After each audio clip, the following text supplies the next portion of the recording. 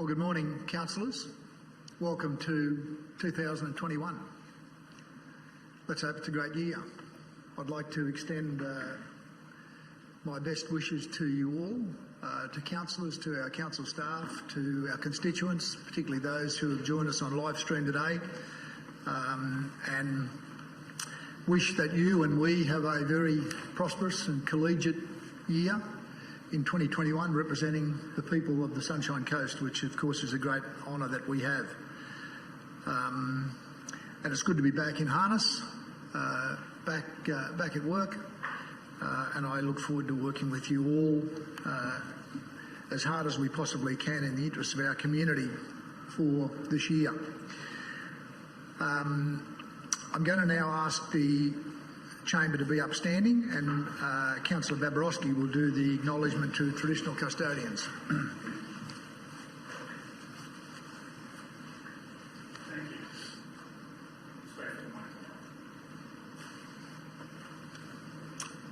So good morning, councillors. So on behalf of Council, I would like to start by acknowledging the traditional custodians of the Sunshine Coast local government area, the Kabi peoples of the coastal plains and northern hinterland, and on whose traditional lands we gather today, and the Jinnaburra peoples of the southern hinterland. Truth-telling is a significant part of our journey. We are committed to better understanding the collective history of the Sunshine Coast and the experiences of the First Nations people. Legacy issues resulting from colonisation are still experienced by traditional custodians and First Nations people. We recognise our shared history and will continue to work in partnership to provide a foundation for building a shared future with the Kabi people and the Jinnaburra people. We wish to pay respect to their elders past, present and emerging, and acknowledge the important role the First Nations people continue to play within the Sunshine Coast community. Together we are all stronger. Thank you, Councillor Babarowski. I'll now move to the opening prayer, and the opening prayer today comes from Pastor Chris Johnson from the Glasshouse Country Baptist Church. And of course, Pastor Chris can't be with us because of the COVID safe restrictions. But before I read the prayer, I'll also advise councillors that myself and a number of councillors attended the Pastors Network Mayor's Prayer Breakfast during the week, and I reinforced with those in attendance that we feel their support through the various prayers that we read prior to our meetings, and that we're grateful for the support they provide. So on to today's prayer. Heavenly Father, we thank you for the privilege of serving our communities. This morning we ask for wisdom and clarity. Be with us in our discussions and the decisions we make today. May we be honest, fair and wise. May the decisions we make today be for the good of the community, both now and into the future. Help us to see the big picture and help us to love and serve our communities. We thank you that we live in such a wonderful country and a great part of Australia. May we never take these things for granted. In Jesus' name we pray. Amen. Thank you from Pastor Chris Johnston. Thank you very much. Please be seated.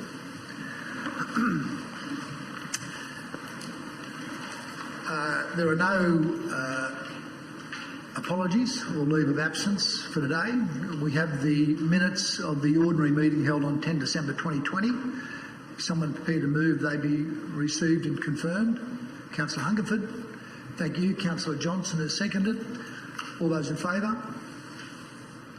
That's carried unanimously. Thank you. Item 5 regarding informing of conflicts of interest. Councillors, I'd like to draw your attention that on 12 October 2020, amendments to the Local Government Act 2009 and Local Government Regulation 2012 came into force. The amendments include the new Chapter 5B, which sets out new legislative requirements for dealing with councillors' conflicts of interest in local government matters, and these arrangements will apply to how we manage these matters at today's meeting. So if anyone has a prescribed conflict of interest or a declarable conflict of interest, please raise that prior to the item being addressed. Item 6, a mayoral minute. There's no mayoral minute. Item 7, there are no presentations or councillors' reports, so we'll move straight to item 8.1, which is the planning scheme review and preparation of a new planning scheme. And I invite Jason Kruger and Steve Patey to give us a presentation. Thank you, gentlemen.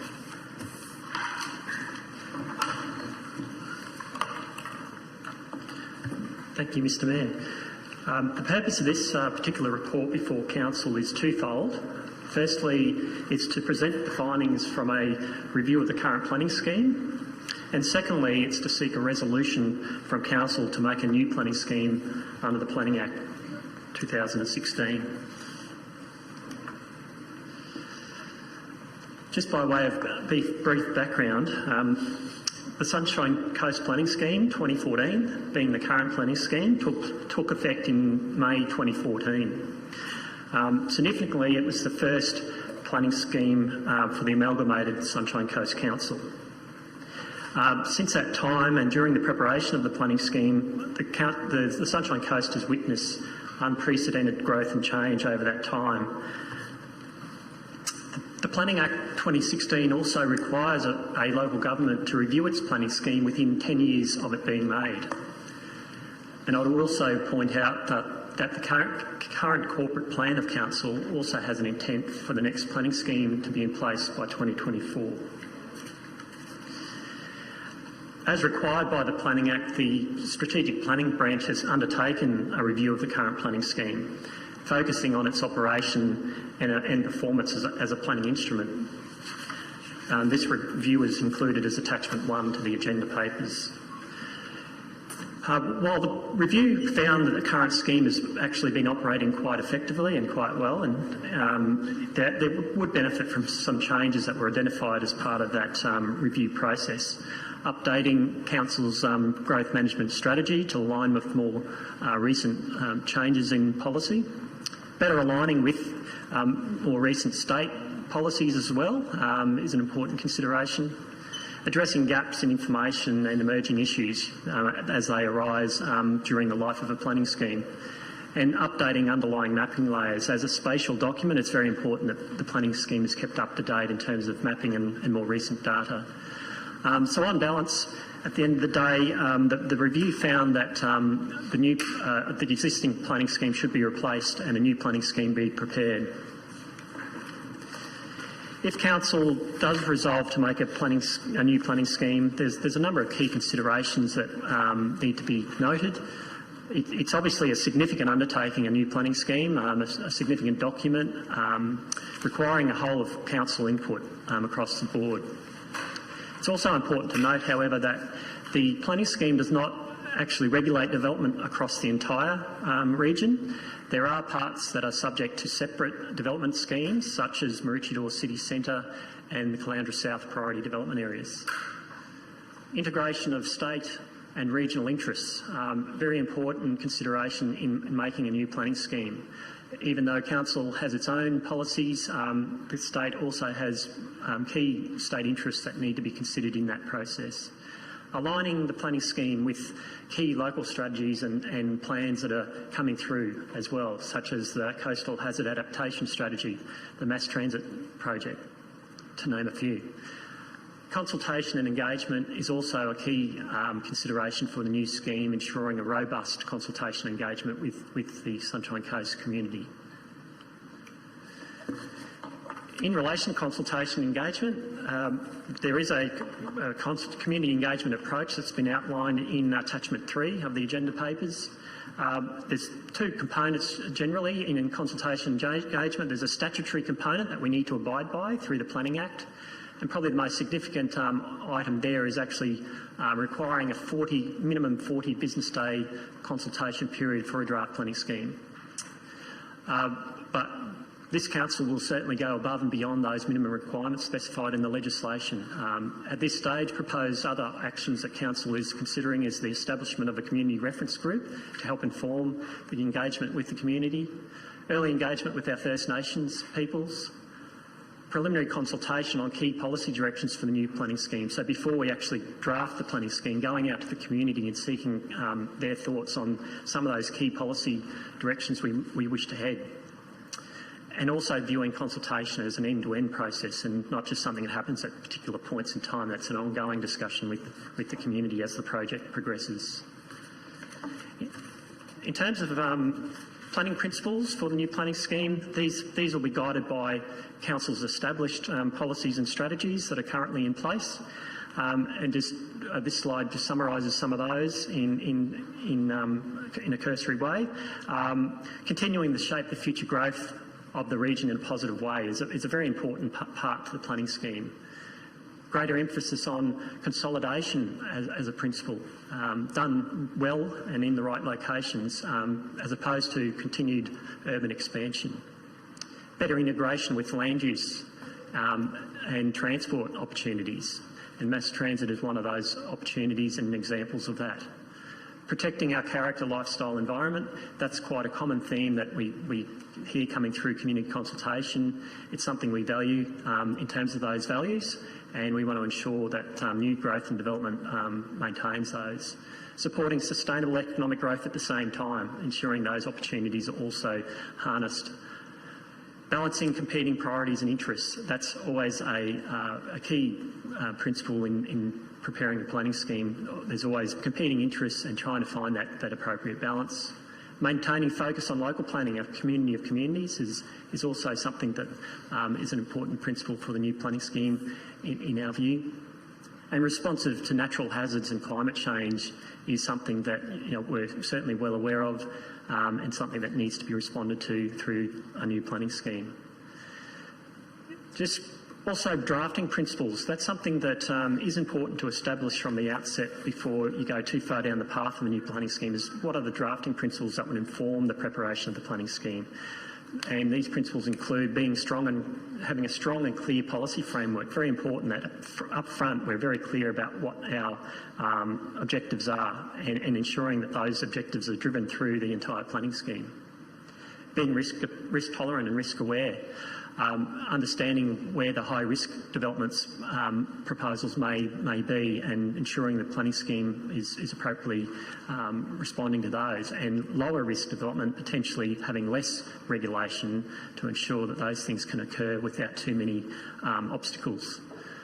A balanced approach to certainty versus flexibility. This is something that's important principle for drafting as well, ensuring that where we wish to be very prescriptive, we can be prescriptive, and where we're a bit more flexible about certain elements, that they can be flexible and more performance-based. And ensuring that the drafting of the planning scheme is effective and defendable as a planning instrument. At the end of the day, it's a legal document and ultimately can be tested in the Planning and Environment Court. So ensuring it's very clear and effective in its drafting approach is an important principle. In terms of the plan-making process, this diagram simplifies a process that would typically apply to a new planning scheme. It's noted that these timeframes are indicative and are quite ambitious in terms of that finalising a planning scheme towards the end of 2023. There's also worth noting as well in these various stages, certain stages are elements beyond Council's control, and we don't have a sort of a say in the timing of those. For example, the state interest review processes, which are in the hands of the state during those steps, which on this diagram would be step 4 and step 7 in that process. We've also considered the project risks and the project plan that's also an attachment to the Council report, looking at those risks. And a project of this nature is not without its risks. Time frame for completion not being met, that's an obvious risk in a project of this nature. South East Queensland Regional Plan. During the next few years, that regional plan will be up for review. It took effect in 2017, and generally every 5 to 7 years it's reviewed, so we need to be cognisant of that. There might be other state planning and or legislative reform during this time as well, which as the planning scheme process progresses, we'll need to be monitoring and be aware of. and also inputs into the planning scheme, background information and information informing the planning scheme if there's delays in that information that can have an impact on the project going forward. So we're confident we have some mitigation strategies in place to address those risks as much as we can, and we'll be closely monitoring that during the life of the project. In terms of next steps, if Council does decide to prepare a new planning scheme, one of the first steps will be seeking a notice from the State Planning Department about confirming the plan-making process that needs to be followed for the new planning scheme. Further background planning work will be getting underway in terms of informing the preparation of the planning scheme. Very important that we have good evidence base to prepare the planning scheme. Preliminary consultation, which I touched on before, certainly the intention in the second half of this year would be to go out to the community with some policy directions for the new planning scheme, to test those with the community to make sure we confirm a proof of concept for the new scheme. And then planning scheme drafting, rolling up the sleeves and getting on with the job of preparing the planning scheme would be a task after those processes have occurred. And that's the conclusion of the presentation. Thank you, Mr. Mayor. Thank you, Jason. Somebody prepared to move? Councillor Cox, thank you. Seconder? Councillor Barbaroski, thank you. Would you like to open, Councillor Cox? Certainly, Mr. Mayor. Wasn't quite prepared to be moving this one this morning, but like a hands in the air, I took the challenge. Obviously, Council has a reputation for excellence in the planning space. I know that this Council's held in high regard in the state planning departments in Brisbane for the work that's been done over many decades. So, obviously, the challenge will be to continue that planning excellence into the next decade, which will be the 2024 planning scheme. It's great to hear that the community consultation and engagement strategy will be as thorough as what was outlined in the presentation this morning. Obviously, we have those minimum requirements from a statutory requirement. So I know that Council goes above and beyond in that respect, and we take any submissions that come to Council in relation to the planning scheme very seriously.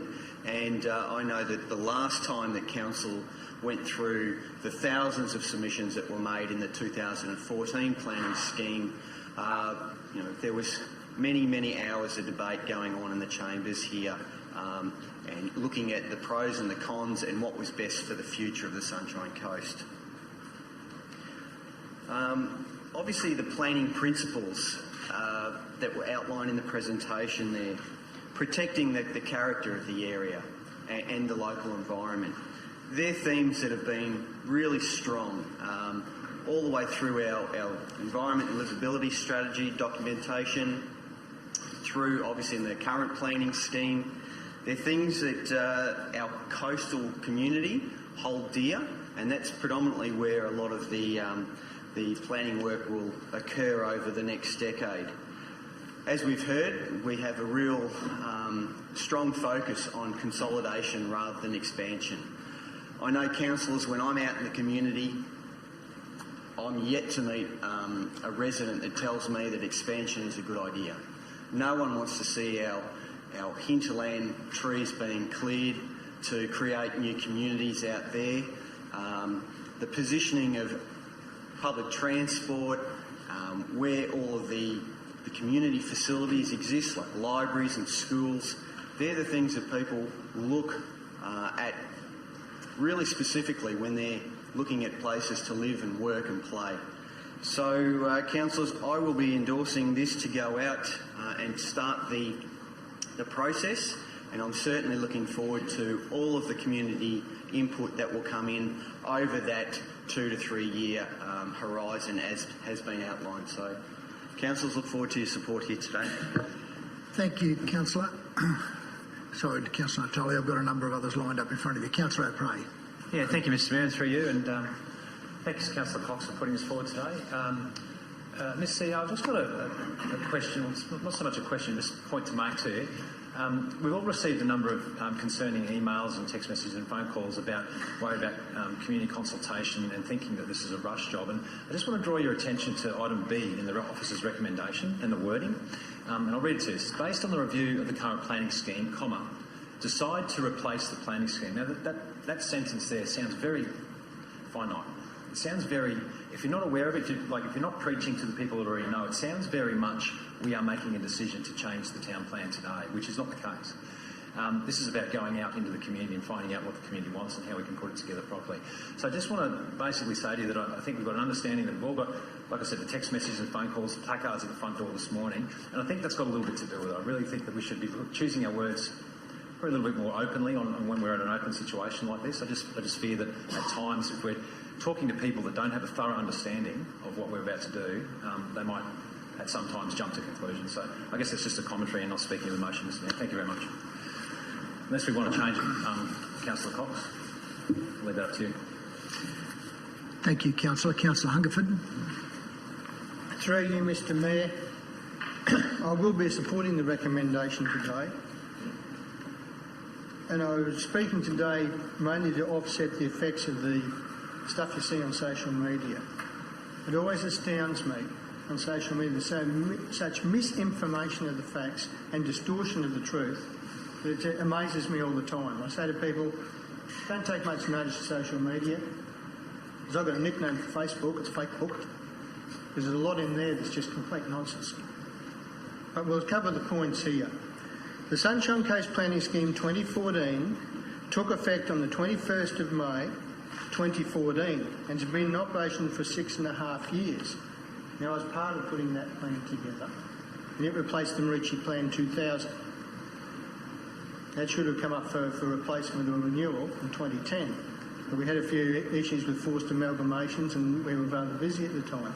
So it was actually overdue for review and replacement when we actually did it. Now, renewing a town plan doesn't happen overnight. It takes 3 to 4 years. There's a lot of work involved.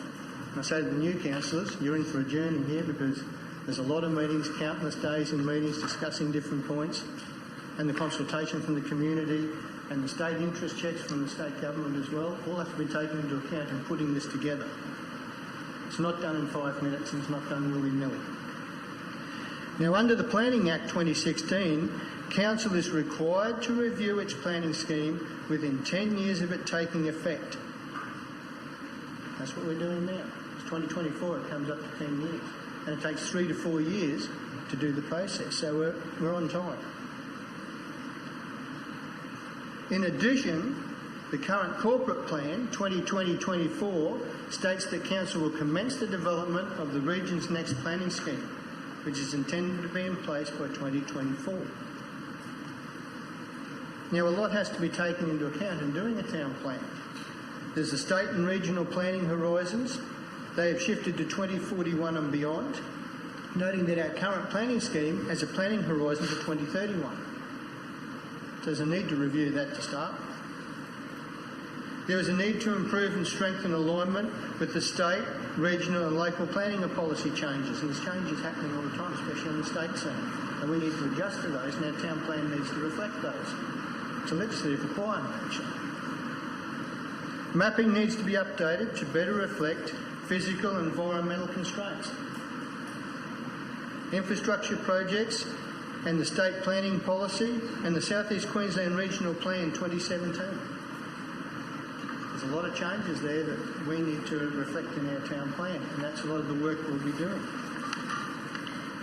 Now, apart from some mandatory elements specified in the planning legislation, such as standardised zones and definitions, the format and structure of the new planning scheme will largely be open to Council to determine. That's us.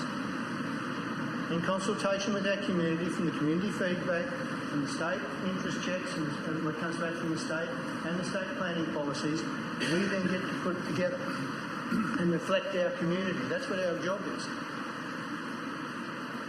One caveat there is the state, the Minister's Department, Planning Department, can direct for things to be added or deleted that we put forward. We don't have the final say. Those things have to be taken into account. And the state and the minister has to agree to the new town before we can even adopt it. They're the things we have to work through. Now, in putting this new plan together, I've got a few things I want to work on in there. The parking rates for units and the visitor parking, they definitely need bringing up. And I'll be arguing strongly for those. If you look at the effects of what's happening in some of the new estates already, we need to adjust to that and reflect our community. Average lot size is another pet one for me. I don't like the developments coming through the largely small lots and cramming people in. I like to see us have a 600 to 700 average lot size and a greater percentage of those in the estates, so there's greater diversity in the estates, not just one size fits all, not shoebox size estates. And the street widths. A lot are coming up with only 5.5 metre street widths. When the car parks on the street, how does your waste disposal, how do emergency services get down those streets? And it's very hard for people at high densities there in narrow streets. I would like to see us come up with 6.5 to 7.5 street widths as a standard. They're all things I put forward up to us to debate those and the state to accept those as well. Do you want an extension, Councillor? Someone happy to move? Councillor Winston, thank you. Seconded Councillor Dixon. All those in favour? That's carried. Carry on. Thank you. Now, the most significant input for the new planning scheme is the South East Queensland Regional Plan 2017. In the South East Regional Plan, it indicates that of the 87,000 dwellings needed to accommodate the forecast population growth in the Sunshine Coast 2041, 53,700 or 62% are to be delivered by way of consolidation, and 33,700 or 38% are delivered by way of expansion. And I'm sure we're going to have debate about that, because I don't entirely agree with that and the way it turns out, but that's for me to put forward, for us to discuss and put forward to the state if we do decide for things to be different. And that's for us to put forward. And let's listen to our community, let's work with our community, get the feedback and put those strong debates forward if that's what we choose to do. But that's a majority decision here. Now, I see in the fake news, the misinformation that we're going to rush this through and decisions have already been made, and densities and high-rise and all sorts of nonsense. We haven't even discussed what we put in the town plan, but we do that with consultation with the feedback we receive from community consultation. We haven't done that yet. There hasn't been any discussions. So that's complete nonsense. But people are reading that and thinking it's true. And those that put it out there, I believe there should need to be laws brought in where people can be held accountable for what they put on social media for the fact, especially when they misrepresent the fact. Now, in terms of statutory consultation requirements, there is a minimum of 40 business days public consultation period for the proposed planning scheme under the Planning Act 2016. That's the minimum. In addition, Council is required to prepare and submit to the State Planning Department a communication strategy for the proposed planning scheme. So we've got to put to them our strategy of how we're going to do this. This work hasn't been done yet, but that's what we're going to be doing, and then putting it to the community how we're going to do this. But in addition to these statutory requirements, it is proposed to undertake meaningful consultation and engagement to ensure that consultation activities across all stages of the project successfully support the preparation of the new planning scheme and meet expectations of the community and project stakeholders. As already has been stated here already, our planners are already looking at going above and beyond what our requirements are. That's our commitment to our community. So, councillors, it's normal business of council. Every 7 to 10 years we're required to do this under the Act. And this time we're on time in doing it so that when it comes to 2024, and the normal time a town plan does get reviewed, amended or replaced, we're on time. That's what our job is. That's what we're elected to do, in consultation with our community, and that's what we're proposing here. It's clearly in the documents. So those that think we're rushing into it and there's a hidden agenda for massive new development and density increases and high-rise coming in, you'll find me fighting those pretty hard. Because I campaigned on not becoming another Gold Coast, and I'll adhere to that. To the community that elected me to put that forward. And I think all of us are in the same boat. I think a lot of you here campaigned on responsible development. So I look forward to the debates and the work there and coming up with this new town plan, because it's going to take the whole term of this council to do it. There's a lot of work involved. But I can assure our community we're not rushing into it. There's no hidden agendas, and this will be open and transparent, and that's what I support. Thank you. Thank you, Councillor Hungerford. Councillor Dixon. Thank you and good morning, Mr Mayor. I actually look at this a different way. This is an exciting opportunity.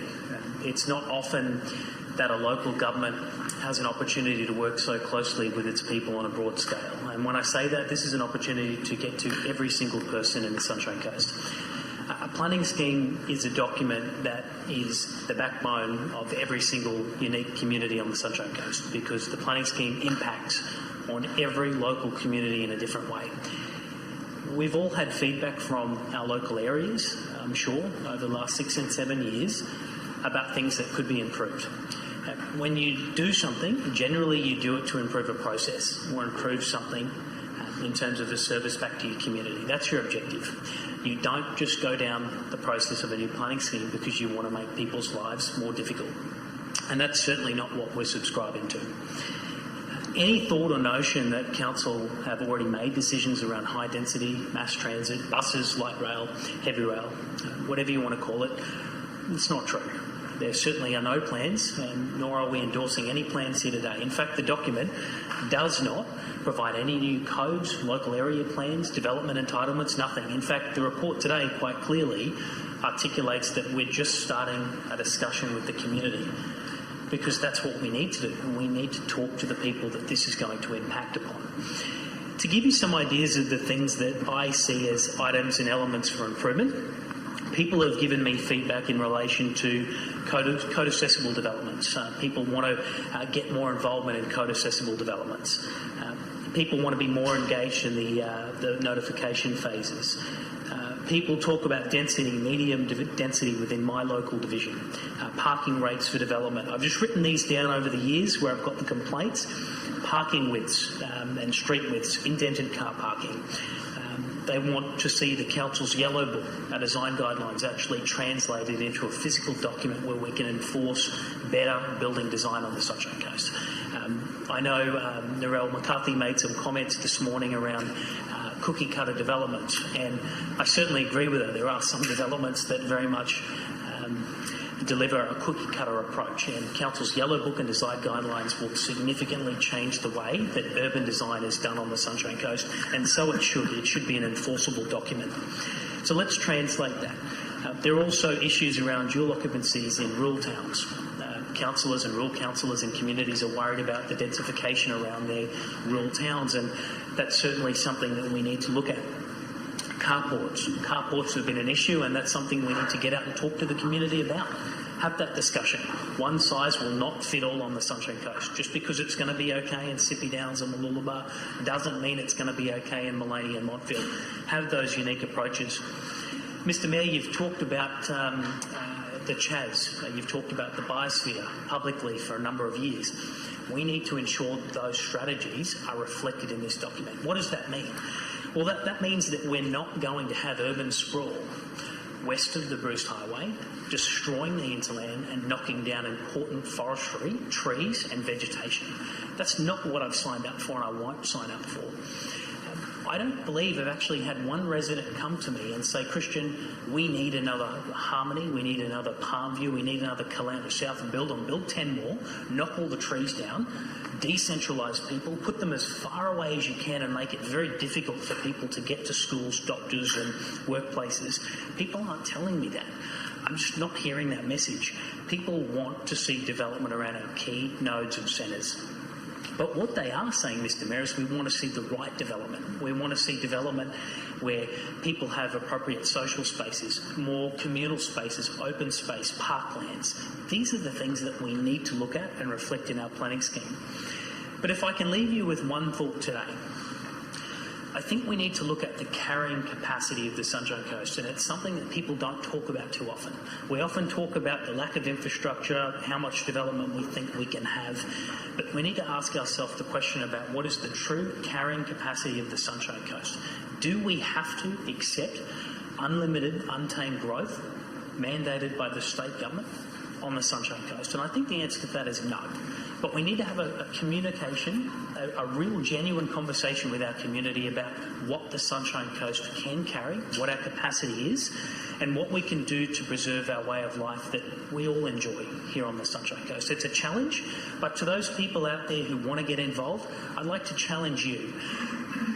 Bring solutions, bring ideas, and bring concepts to the vision for the Sunshine Coast. Share with us how we can do better and share your vision for the Sunshine Coast. Thank you, Councillor Dixon. Councillor Landsberg. Thank you, Mr Mayor, and thank you, fellow councillors, for your views this morning and officers for the presentation. I will be supporting the officers' recommendation, but I'd like to just touch on a couple of things that of note that I've witnessed in Division 2 as we move forward reviewing this planning scheme, and it is a review as we start this process. And I'd like to reflect on Councillor Ted's comment about Facebook. I couldn't agree more. The planning scheme definitely should reflect the different needs of our coastal areas. I really feel that's an important part that we really need to get across, especially our southern areas on the Sunshine Coast. I know our planning scheme is a whole overarching document, but you only have to drive along our coastline and look at the diverse range of our vegetation, our foreshore needs, and what needs to be done to follow that into the future. We're witnessing unprecedented population growth, which we're aware of, and our age demographic is changing greatly over that period of time as well. So what happens now and into the future is definitely going to be a concern. One thing I've seen down here in Caloundra, which is we're receiving more and more complaints about, is our secondary dwellings and the loss of privacy and visual amenity. And it's a real concern. There's one just one street over here in Sulla Street that's quite an embarrassment, and I do really feel for the owner of the property that actually borders on this proposed, well, it's a granny flat that's been put in there. Also, will we listen to our major investors on the coast as well? They've had a proven track record of investing a lot of money on the coast over a long period of time, 20 to 30 years, and not just a few planning consultants.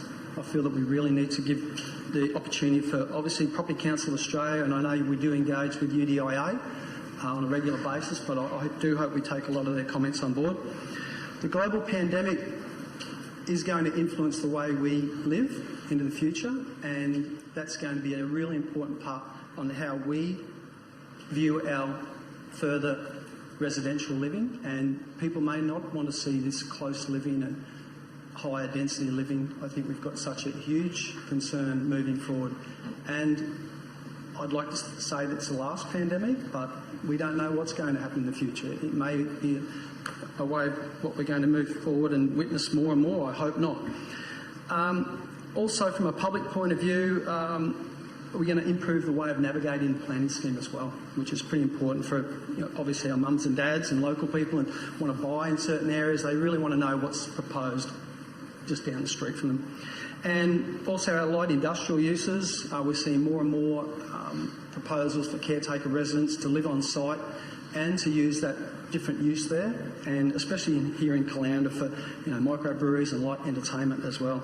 So, as Councillor Christian commented on, it's an exciting opportunity to move forward. I do touch on the carrying capacity, and that is a big concern, and I hope that, as the Mayor reflected on, that our review process that's kicking off now will hopefully give a sign towards the state government for the next South East Queensland Regional Plan, and maybe have an impact on the amount of numbers that they're trying to force on us at the Sunshine Coast. And Jason, just with the photo back there, you had a photo of Kings Beach under development. Now, it looked like you couldn't squeeze any more properties into that sort of section of that foreshore, and I just thought, I hope we don't use that as a public example as well. But apart from that, thank you very much. Thank you, Councillor Landsberg. Councillor Natoli. Thank you, Mr. Mayor. I've got a few questions that I just want some clarity. The question that I put to you about the current 2014 planning scheme, the carrying capacity, your response to me was by 2050 that we could put 602,000 people if it was fully developed. Is that correct? Through you, Mr. Mayor. Councillor, the local government infrastructure plan, which forms part of the planning scheme, identifies the theoretical capacity of the planning scheme at a figure of 602,000. That theoretical capacity could never practically be reached because it assumes that all and every lot is developed to its highest and best use. And we know that doesn't occur in practice. We don't, for instance, get two-storey apartments generally converting across to four-storey apartments and things like that. So, yes, theoretically, if every lot in the region was developed to its highest and best use in accordance with the planning scheme provisions, that population is the capacity. But a more realistic figure is probably between 20 and 30% lower than that figure in terms of what could actually be developed. So obviously that 20% less will still meet the target of 2041, roughly about 500,000. Through you, Mr. Mayor, probably the second part of the equation is that not all land is available for development at any particular time. So, as a general rule, we would also say there's another 20% of land that's not actually up for development, so it can't actually take advantage of. So, yes, that number is practically that's what you could get to, but once again, you've got to factor in what actual land is being brought to market or is available. The other question is that from 2041, which is the planning horizon, the next 10 years we've got another planning scheme proposed. Why the emphasis on the urgency of going ahead with the infill right now? Because on another area, you said that the mass transit is not a driver for this. Then I don't know what is the actual driver. If we've got the carrying capacity in the current planning scheme, why rush it now and not wait another 10 years and then review it at that point? Because a lot of it is theoretical and a lot of it is based on economic impacts, well, the economic downturns, surges, property booms, property busts, pandemics. So why rush that infill if it's not predicated on mass transit driving the infill in the enterprise corridor? I think through you, Mr. Mayor, that the intent of the process is to allow council to be positioned to manage growth well. You know, as we become a more significant region by size, we know there's accelerating growth in urban expansion opportunities, and that growth continued is unlikely to protect the lifestyle values that we understand the community holds closely. So an increasing emphasis on consolidation done well and in the right locations is one way of starting to address some of those what may be they're starting to appear as problems now but are likely to be exacerbated in the future. And we certainly view the planning scheme as being it's an iterative process, so there will be a 2024 planning scheme and then a subsequent planning scheme. Planning for regions, it's big ships, takes a while to shift things around, and we would anticipate the next planning scheme would do some things and then the one after that would continue that journey as part of our ongoing response to managing growth in the best way we can. I'm really interested to really understand the South East Queensland Regional Plan and the requirements specified on local governments to meet targets like the infill targets has been set. Because that was changed around in 2017 from 40% infill to now 62%. Brisbane City Council, from my understanding, and I might be wrong, actually said to the state government, no, we're not going to accept that infill target. Is that correct? that they had the capacity to say no? Through you, Mr. Mayor, I'm not appraised of how Brisbane might have engaged in that process. What I can say is that the regional planning process in South East Queensland has existed for many years, 20 to 25 years, and generally, all the councils, I should say, have been willing participants in seeing the value of regional planning, recognising how fast that South East Queensland is growing, and that all parts of the region have a role to play in accommodating growth. So the regional plan is very much focused on trying to get collaboration between both the state and all the different local governments to establish the best pattern of settlement for the whole of South East Queensland, and to link that pattern of settlement to the provision of infrastructure. So I hope that answers your question, Councillor. It doesn't really, because I really want to know whether councils have the right to say no. Do we have the right to push back and say, no, this is not for us, especially if that community tell us that infill is not what they want?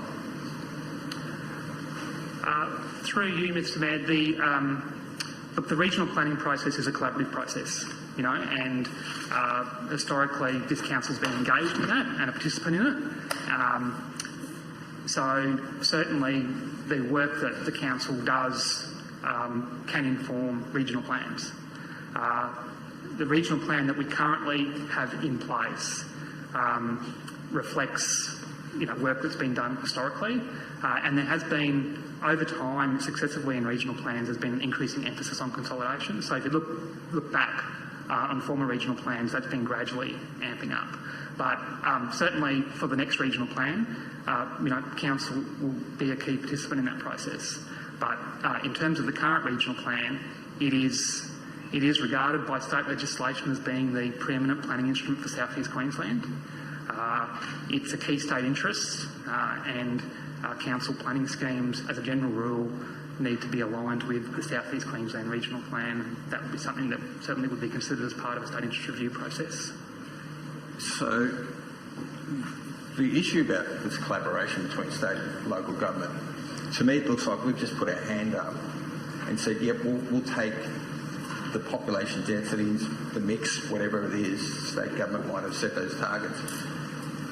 But the question is that the infrastructure required to meet the growing needs of our community, the existing community that we have now and the future growth, is not there from the state. And it was interesting that reading through the Environment and Livability Strategy 2017, or roughly about the time that the regional plan was put together, that the community's comments specifically said that they want infrastructure to keep up with the pace of development. And that hasn't happened. And in the principles that we've set, the parameters, the guiding document for our new town plan does not even mention that. And yet the community have said that that's what they want. And as far as I'm concerned, the planning principles do not reflect that. And I just want to know why that wasn't included as part of the planning principles.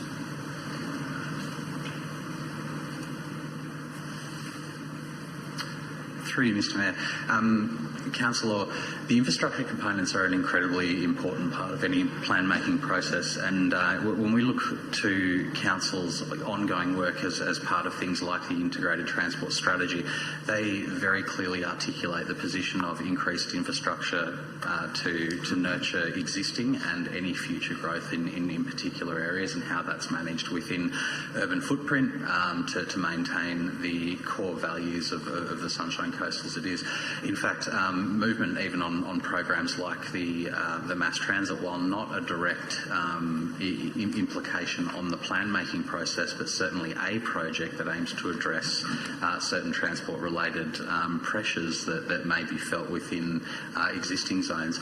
There's a number of layers to the transport issue, including and not discounting any future infrastructure and planning that may be required through through things like a mass transit or other studies, but also to look at the capacity and the ongoing use of the existing infrastructure that's in place and how that relates to both existing patterns of settlement as well as any future proposed patterns of settlement.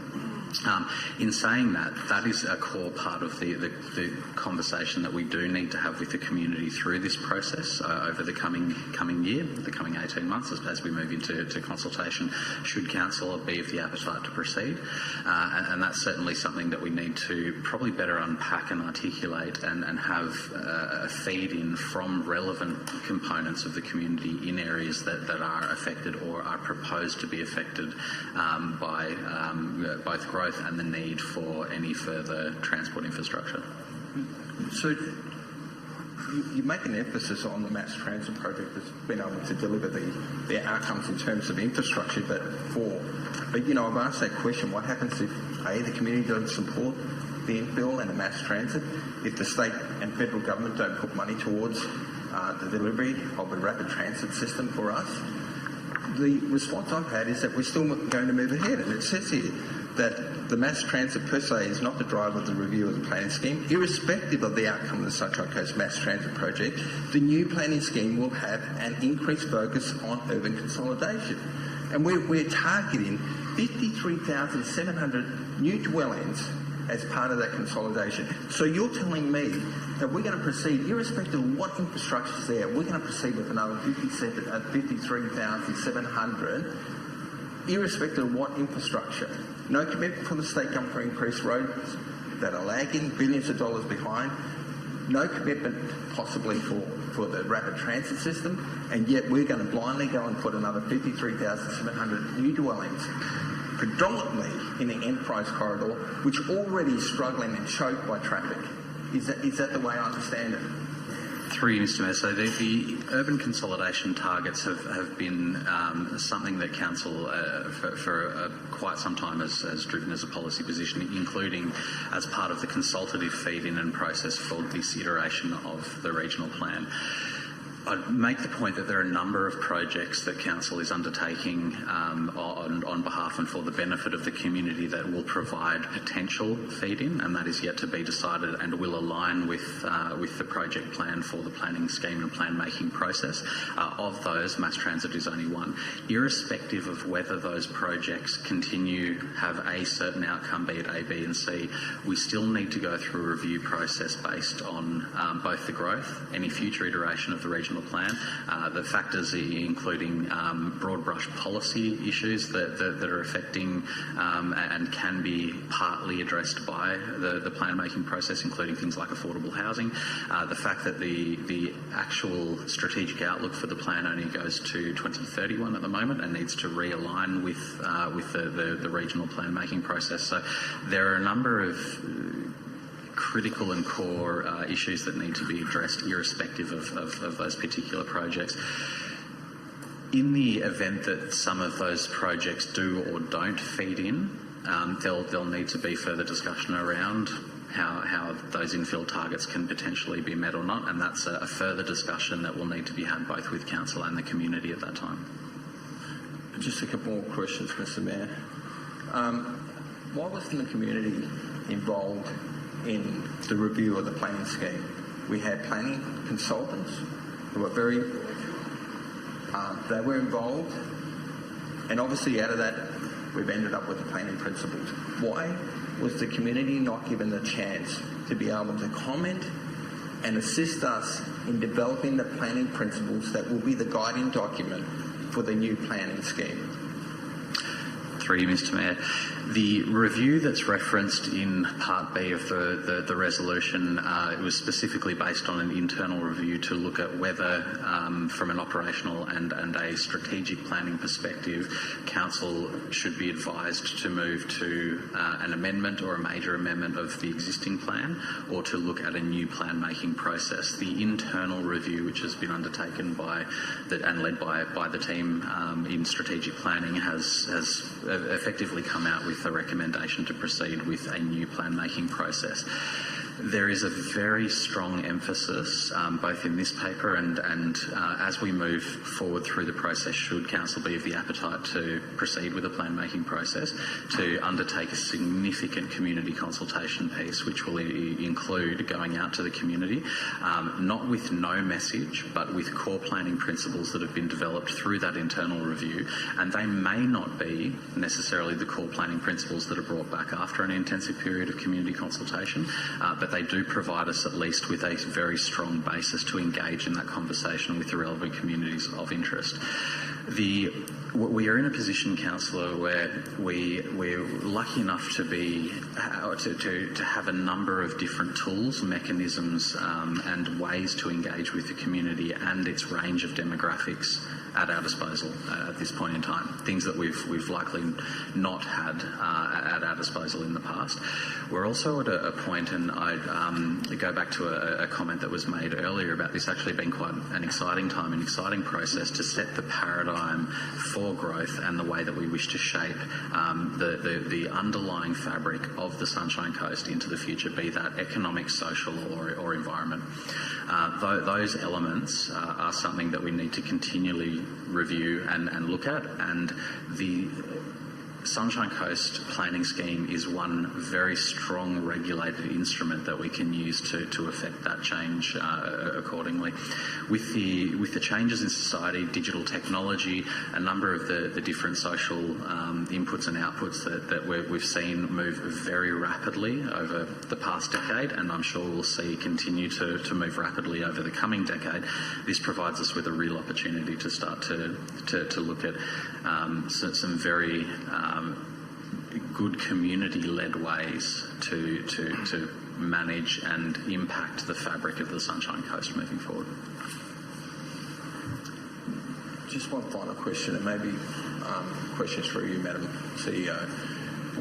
The risk profile that's been put together as part of this review didn't identify the risk associated with our massive commitment that we've had in the city centre in Maroochydore and a recent partnership that we've formed with the Walker Corporation. Now, I view Council's infill in that enterprise corridor as a direct threat to the success of the city centre. And I want to know whether we've consulted and discussed this with the Walker Corporation.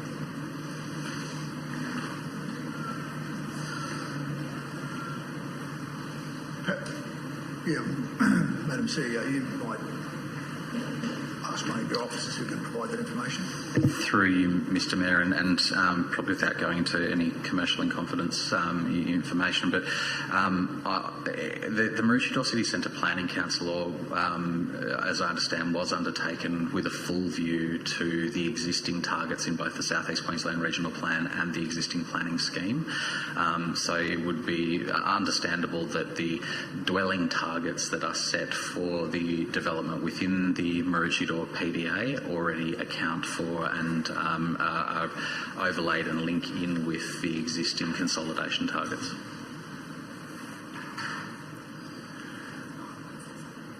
Okay. All right. I'm going to move on to Councillor Suarez.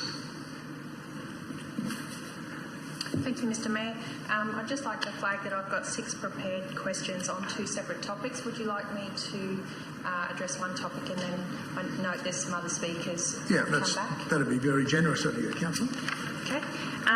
My first question, thank you very much, Jason and Stephen, for giving us the information in the meeting notes and also this presentation today. I don't envy your task going ahead and trying to keep everybody happy, because that's an impossible one. I'd just like to understand what the benchmark is with the South East Queensland Regional Plan. It's a critical element, and you touched on the risks and also the benefits, but not in one sentence, I suppose, or in one paragraph. So we've heard from Councillor Natoli about some of his perceived risks with that. With the timing of preparing our planning scheme and the timing of the new South East Queensland Regional Plan, can you just again touch on what the risks would be and what the benefits would be in undertaking our planning scheme at this time? Through you, Mr Mayor. Councillor, there are a number of sort of risks and potential benefits with proceeding with a planning scheme at this stage relative to the regional plan. In terms of risks, obviously, we don't know what the next content of a regional plan might be, and so there could be a requirement once council completed a planning scheme and a regional plan review was done that council would need to come back and make some adjustments to the planning scheme to align it with any new regional plan. That is not unusual because the regional planning process, like most planning reform, is kind of in flux. So whether it's the Planning Act or it's the regional plan or it's state planning policy, these things are constantly moving. And, sometimes there's a view that it would be prudent to wait for one of these things to be finished. But certainly in my experience, what tends to happen is that the timeframes that are set for some of these instruments are not met. And, certainly council runs the risk of being 5 years further down the path and perhaps a regional plan not being resolved and having a period of time where we haven't been able to respond to the growth management challenges effectively as we would like. So it's a bit of a vexed issue in terms of the regional plan, but I would say that overall the best course of action generally for councils is to proceed with your planning wherever we are in that process and let the other matters fall and take account of them where we can and catch up where we need to and get ahead. One of the potential benefits of doing the new planning scheme at this time is that it may align with a review in terms of actually being able to influence the content of the next regional plan. And so these are sort of two-way processes. The regional plan influences the planning scheme, but obviously council, as a representative of its local community, through its planning scheme and other planning matters, very much seeks to influence the content of the regional plan as well. Thank you for putting that together in a nice succinct package for us. And I can see that you've got your pros and cons, and I believe that it would be beneficial to us to proceed and try and influence the South East Queensland Regional Plan if we can. With the South East Queensland Regional Plan of 2017, it says that 87,000 dwellings were needed to accommodate our population growth to 2041. Can you tell us how many dwellings have already contributed to that figure? I'm trying to understand where we are in terms of meeting our target. Are we ahead of the curve? Are we behind the curve? Or are we on target? Through you, Mr Mayor, possibly part of that question I have to take on notice, Councillor. What I can say is that there is a land supply development monitoring report released every year, and the most recent iteration of that was released, I think, in December 2019. In terms of, I can't quite recall the number of overall dwellings and how they're projecting, but what I can say is that there's an observable trend, in the last few years towards accelerating urban expansion, so increased take-up of urban expansion dwellings relative to, dwellings in the existing urban area. So, and that's not surprising given the big greenfield development fronts that are currently being rolled out. We are certainly on track to meet the overall targets for dwellings. The question really is how successful the planning strategy is in achieving the consolidation versus urban expansion split. Thank you for that. That sort of leads me into my next question as well, which is that Land Supply and Development Monitoring Report of 2019. So the Sunshine Coast needs to have a 15-year supply of residential and industrial land. Did that report say how many years we have got of supply? We've met the 15 years. Do we have 18 years worth? 19? Does that report identify exactly how many years we've got ahead of us? Through you, Mr Mayor. As I recall, the 2019 Land Supply and Development Monitoring Report gives three figures around three things. The first is urban expansion dwellings. So in terms of urban expansion dwellings, my recollection is that the LSDM, or the Land Supply Development Monitoring Report, said that there was 18 years supply on the Sunshine Coast currently. And for consolidation dwellings, there was 15 years supply, which is obviously just meeting the benchmark as currently set.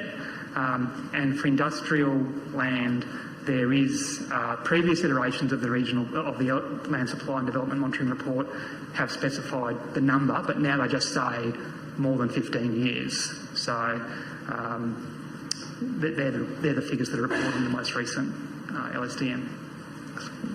Thank you, Stephen. I'll end there and continue on with questions afterwards, Mr Mayor.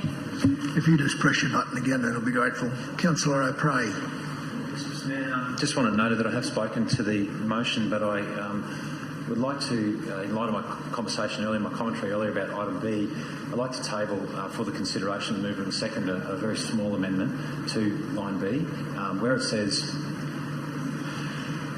comma, decide to replace the planning scheme. I'd like to see it considered that it says, comma, decide to prepare a new planning scheme. If that's okay with the mover and the seconder, I'd like to see that goes through, please. No, not repair, prepare.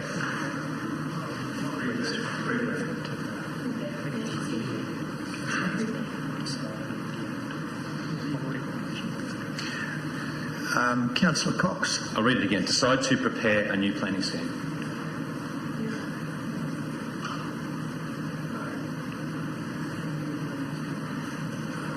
Through to the CEO, that to me doesn't appear to take away from the planning team. So is that your understanding? Yes, my understanding is that we need the resolution from Council to commence the process, so that wording seems to read in accordance with our requirements. So you're happy, Councillor Cox? And Councillor Babrowski?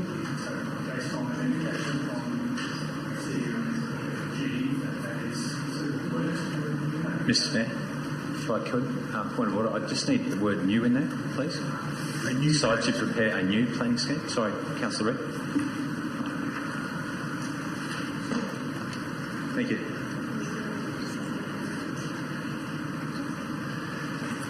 Well, I think the request was really of the mover and seconder. Correct. If they would make that adjustment, so I don't think we need to address it as an amendment.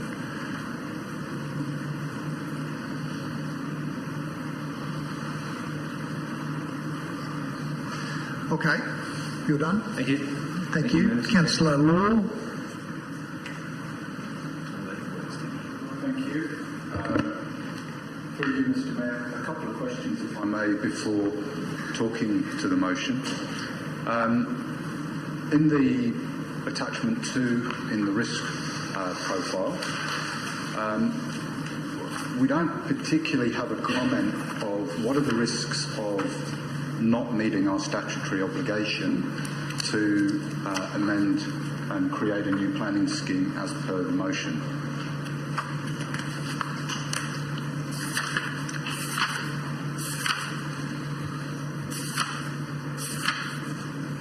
Through you, Mr Mayor, I take the point of Councillor Law. I would say the risk management strategy should be an evolving document, and I'm certainly happy to take away from today's meeting, that issue be added into the next iteration of the risk management plan, which will continue to evolve as risks are identified and need address. Okay. Thank you for that, and I appreciate you sort of taking that on board. As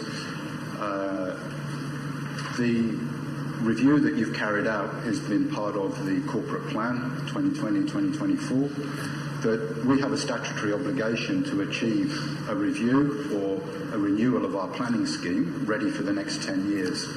And I'm just concerned at listening to some of the conversations, both here and outside of this space, that we're not considering what could happen if we don't actually continue on with the process of the review. So I just wanted to highlight that.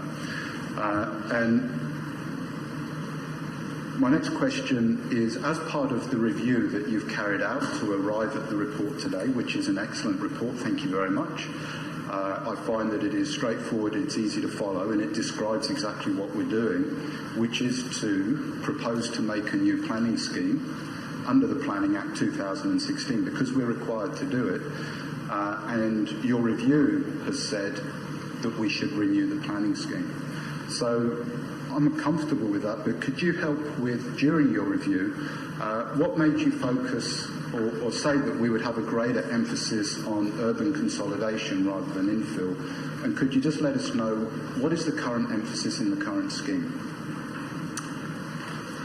Through you, Mr Mayor, the increased emphasis on consolidation really reflects a long-term planning strategy that the region has sought to give effect to over many regional plans.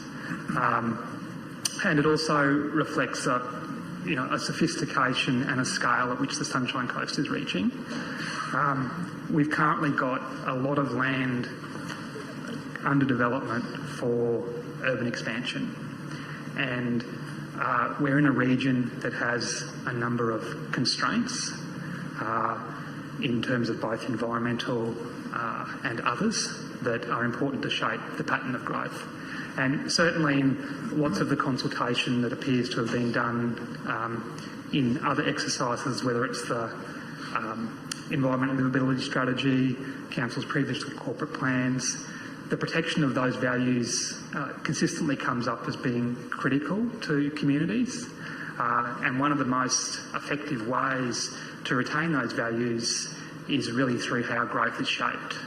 And that's why the focus is on increased consolidation. But I should say that's not a single planning scheme aspiration. It was identified in the current planning scheme as well. So there are already consolidation opportunities in the existing planning scheme. Council recently completed the Caloundra Centre Master Plan, for example, which reviewed the zoning allocations and height limits for Caloundra, which partly also addressed, consolidation opportunities in this part of the region as part of re-enlivening the town centre and achieving urban renewal here. So this preparation of the planning scheme is really the continuation of a journey rather than starting a whole new planning strategy. If that answers your question. That's great. Thank you very much. And my final question before I might speak to the motion. One of the principles that you've identified from the review is to protect character, lifestyle and environmental values. Do you feel with what you saw during the review that that is something that has been missing from the current plan and we've got to do a lot of work to make sure we achieve that in our future plan? Or again, as you mentioned with the consolidation versus infill, is this something that we've done very well, relatively well, or we're a bit average and mediocre and need to get better? Or is this something that we've got a really good reputation and we can build and get even better? So, sorry, that may have been a bit confusing, but sort of what's your scorecard on the current scheme versus how much have we got to do to make sure that we are protecting lifestyle, environment and characteristics? Through you, Mr Mayor, I think the current planning scheme certainly does some things well. Defining urban limits of development, having local growth management boundaries, a really critical feature to protecting rural and natural landscapes. Shifting growth south in the region away from the most sensitive parts, floodplains and environmental areas, they're big strategic things that have material benefits in terms of protecting those lifestyle and environmental features. Probably what the planning scheme review identified is that there's some matters of detail in particular around certain types of development that perhaps could and should be better.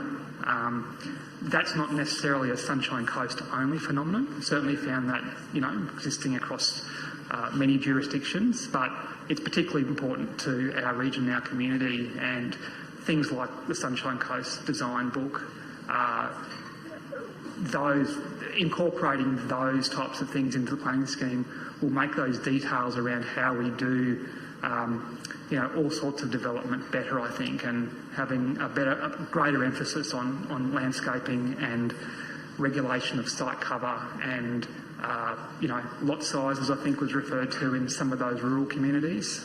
These are all, they're matters of detail, but they have big impacts upon communities. So they're the things that have been identified in the review that we would certainly hope the next planning scheme will improve upon. Thank you very much. Will I speak yes. to the motion now? Sorry, just before you do, Councillor Law, I'm just anxious that in changing the recommendation, we're actually repeating what we're saying in B and C. Agree. And I think that B was all about saying we need to make a decision to replace the existing planning scheme, and then C moves on to the development of a new planning scheme. The way we've changed it now undermines that, in my view. Agreed. So, May I, Mr. Mayor?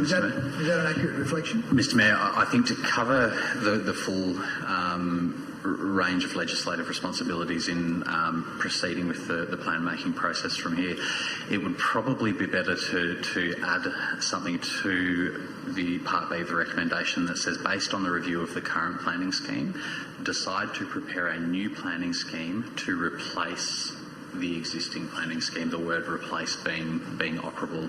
Well, then do we need to keep C if we say it? It's just joining the two together, in my view. Yep. I think, first of all, we need to make a decision to replace the existing planning scheme and then propose a new planning scheme.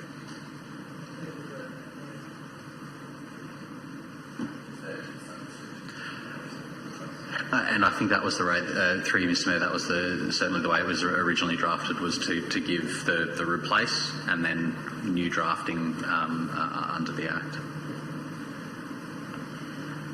All right, so what are we doing? Are we going back to what we had originally? If we remove the prepare a new planning scheme from B, I believe it would read the same way as the original recommendation that was put forward. There's a murder on that need to go back. Yeah, it's been pointed out that it's... Councillor O'Prey, you... Mr. Mayor, I've just got the Act of 2016, which actually says we've got to put in the word replace, so I wasn't aware of that really. I guess my intention was about making it clear to the general public that we're not making a decision today, which was my intention to change the word slightly. I'm happy to go back to the word replace as it's required under the Act. And maybe if we could just go back to the original one. I just wanted to make it noted that it's not the decision-making process today to replace the entire planning scheme. Thank you. All right. So we agree to go back to the original motion. Sorry for the confusion. That's all right. Better to get it right and clearly understood. Okay, so Councillor Cox, you're satisfied with that? Councillor Babarowski, and we'll all vote on it shortly. Okay, sorry, Councillor Law, for cutting you off. Please proceed.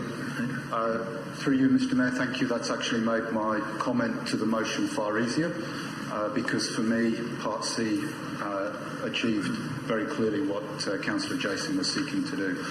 But I understand his reasons there. But Part C says that if we approve the motion today, then we start the process to make it possible to create a new planning scheme. For me, I think we need, and it's timely, to have a new planning scheme, and I'm pleased that our review and the report you have provided, thank you, Stephen, Jason and James and your whole team who've got us to this point. Renewing the planning scheme for the future, I think, is very timely when we look at where it's come from and what it's achieved so far. It's ready for renewal. So thank you, and I'll be supporting the motion as it is there. A couple of things I'd just like to focus on is in attachment 3, our community engagement strategy.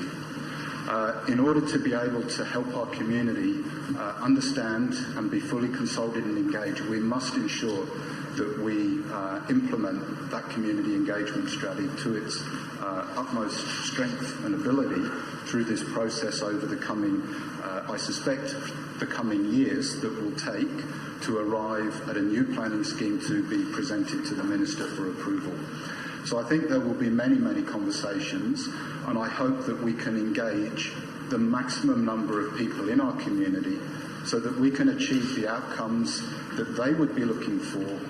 And I hope that they will be looking forward into the future as we are doing with our own strategic planning.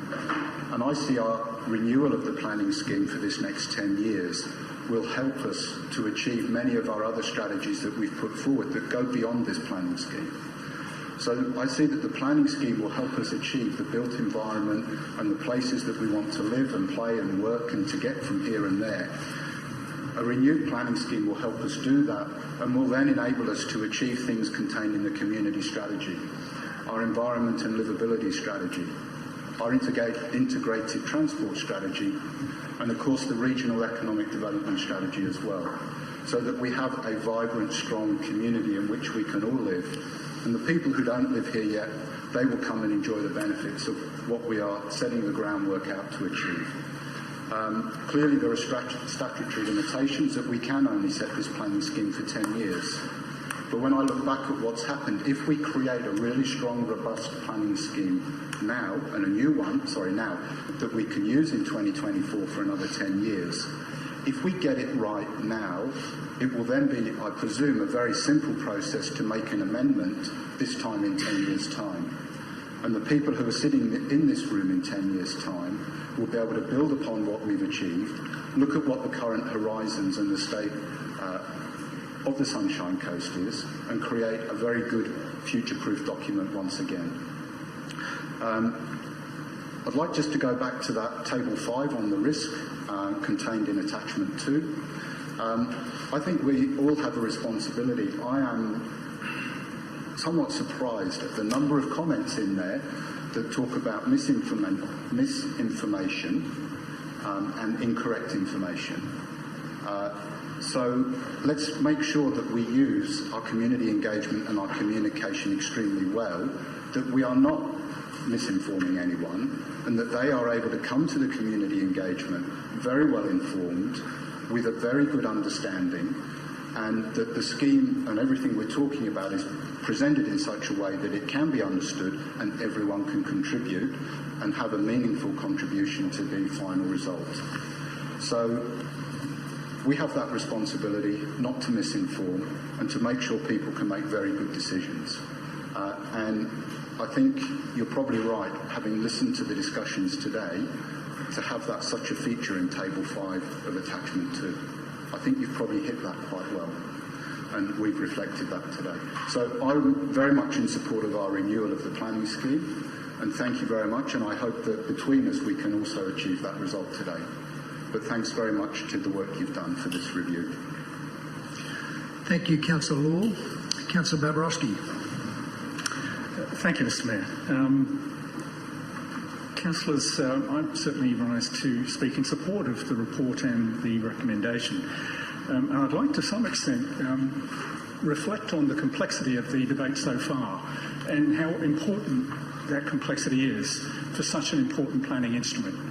And I think it is worthy of note that it is a moment for both some degree of excitement and some degree of recognition that this is a moment where we do re-engage with the community on probably the most powerful instrument the council has. I certainly had a very detailed discussion as part of my campaign and looked forward to, if I was, and hopefully, and luckily was re-elected, to be engaged with this process because it's incredibly important for this region. I am so looking forward to our commitment to the community engagement process as part of this planning scheme preparation. I have absolute faith that we will exceed the commitment we made in the 12-14 process, which was outstanding. I remember it pretty well. We had over 3,000 submissions at that time. I suspect that will be dwarfed this time. I hope it is. I hope our ability to engage the broad community is successful, because I think they do need to know, and I think a lot more recognise the importance of this instrument. So I'm looking forward to it. And I think I just remind myself, what are we doing today? Today we're kicking off the process should we decide to support the report recommendations. Wow. That's a moment of import for this region, and one that I hope that we support unanimously, and certainly with full recognition this is just the start of the process. I think the community will be very fortunate to have, and I'd like to acknowledge to some extent, I think we are as a council and as a community very fortunate to have a planning scheme team with the commitment and the dedication that they have shown in not only the review process but in the preparation of the previous planning scheme, which, by the way, if you might recall if you were here, was a lot of the energy was used in amalgamating 3 schemes. A lot of energy went into that. This is the time when we can put a lot of energy into understanding how do we move forward and preserve the values of this region through the planning scheme instrument. I absolutely have confidence and conviction that with the team that we've got, with the community engagement strategy that we've got, and with the values and attitudes of this council, we will produce an exceptional planning scheme for the future. And I urge that you support this process. Thank you, Councillor Babrowski. Councillor Suarez. Thank you, Mr Mayor. I'd just like to ask some questions about the community strategy, so I'm not quite sure if you guys can answer that today. I understand that it's going to be prepared following this meeting, but in conversations that I've had with my local community, there's a lot of fear factor in terms of the community engagement going forward.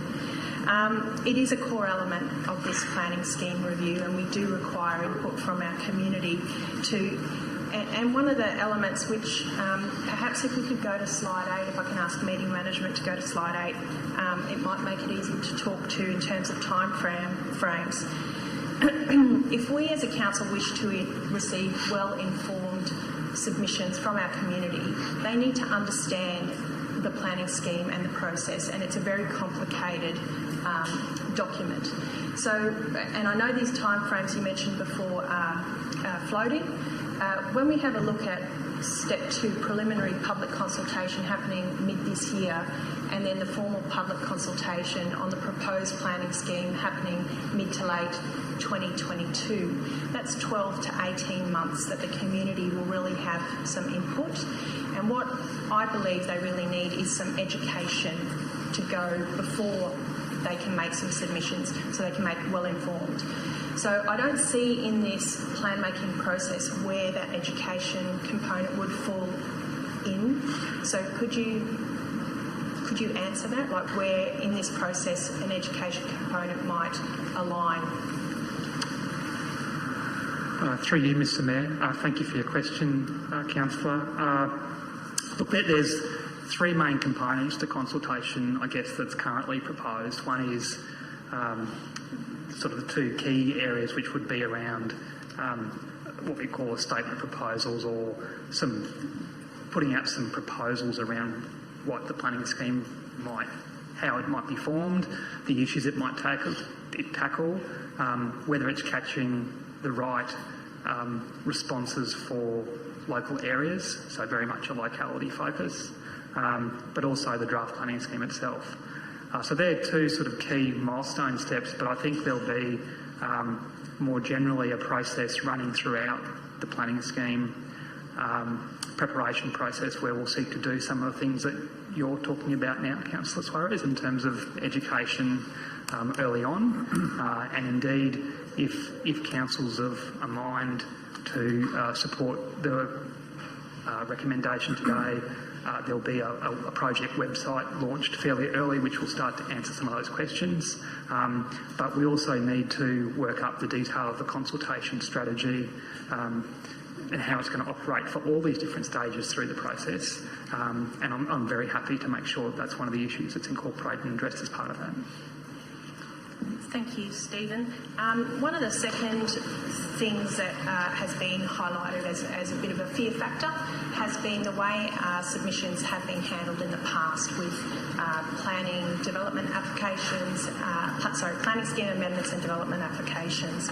So the question that I have received from my community is there any weighting difference between the submissions from the major stakeholders? So we have conversations with the state government, we have submissions from industry, and then we have submissions from the community. Does the community's submissions hold the same weighting as the other two stakeholders? Through you, Mr. Mayor, I think the short answer is yes. The longer answer perhaps is that, you know, from the state government perspective, planning schemes are required to satisfy state interests because planning schemes operate under legislation, and the two key state documents, the SEQ Regional Plan and the State Planning Policy, are things that any planning scheme is assessed against, and they are state interests. So you might view the state as being a particularly strong stakeholder in the content of planning schemes, and certainly the thing that I always say to people is that it's not just the council and the community who are involved in the process of preparing a planning scheme. The state is absolutely a key stakeholder. You know, from our perspective, as someone who assesses a lot of submissions, we absolutely take them very seriously, and you know, I guess trying to give some indications of that is we don't generally specify timeframes. People lodge late submissions, we're happy to receive them.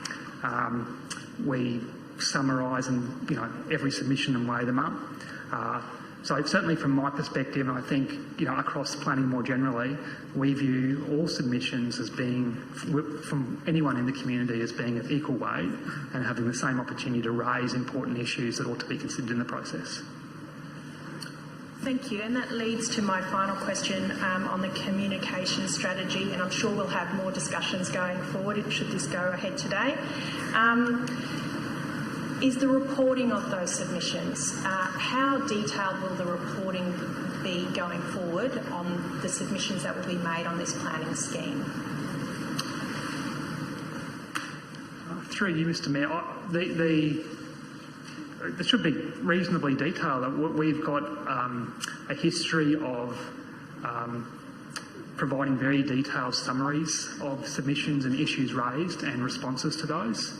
All of those for planning scheme amendments or the previous planning scheme are all available on our website. So people should expect that certainly the issues they raise in their submission will be addressed by a submission report that identifies the issue and the response to that issue.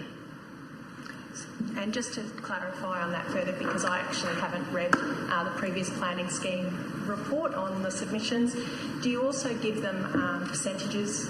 You know, like if a certain issue has been raised by the community, do you sort of say this many % of the community or the submissions were related to this particular issue? Through you, Mr. Mayor, yes, that's generally the case. We try to, for the benefit of both the community but also the councillors who are involved in deliberation on submissions, we seek to identify the numbers related to each particular issue. Okay, thank you, Mr. Mayor. If I may speak to the motion. So 40 days for the formal public consultation is quite a tight time frame for someone who doesn't have a lot of knowledge, so I have a level of comfort that we are going to take on quite a hefty educational component to inform the community and help them make their submissions. And this needs to be done well in advance of the final phase of the 40-day phase to make sure that people have had time to understand it, digest it and direct any questions to council before they start the consultation period. Secondly, another point that was raised to me by some members in the community who have sight impairments and made me think about people with hearing impairments as well, is that the information that we offer should be accessible, easily accessible to all members of the community. To date, Council has done quite a good job in making the documentation accessible. One criticism has been that sometimes it's not exactly the same as the written documents that are uploaded onto our website. I think that this is a great opportunity, and I think our community would welcome the ability to make put forward some input into what they currently see as deficits in our planning scheme. And some of the things they've raised and I've witnessed negative impacts to the community in terms of environmental risks or damage, and you touched on floodplains before. Also, excessive removal of remnant vegetation is something that has occurred again and again in my community as an issue. Other impacts, excessive site cover, that seems to be quite a key issue in Division 9. Height and density, reduction of green spaces and natural shade elements, which is creating hot concrete communities. So my community particularly would like to see more green suburbs and neighbourhoods. And the negative social impacts we talked about before, about keeping up with our infrastructure, with our growing population, reduction in car parking, and creating financial impacts to retailers with that reduction in car parking. I think the challenge we face is the uptake of involvement and submissions to this planning scheme, and I will support you in raising awareness and encouraging involvement from my community to have input and make submissions, good quality submissions. And I look forward to commencing the process with the community's assistance to create a new planning scheme for our region. Thank you, Councillor Suarez. Councillor Johnston. Thank you, Mr Mayor. Thank you to the officers and also to all of the councillors who spoke before me. Been a lot of excellent questions and some wonderful observations. First of all, we've had a little bit of a discussion about the preliminary public consultation. Would it be correct to say that this is an education phase, essentially?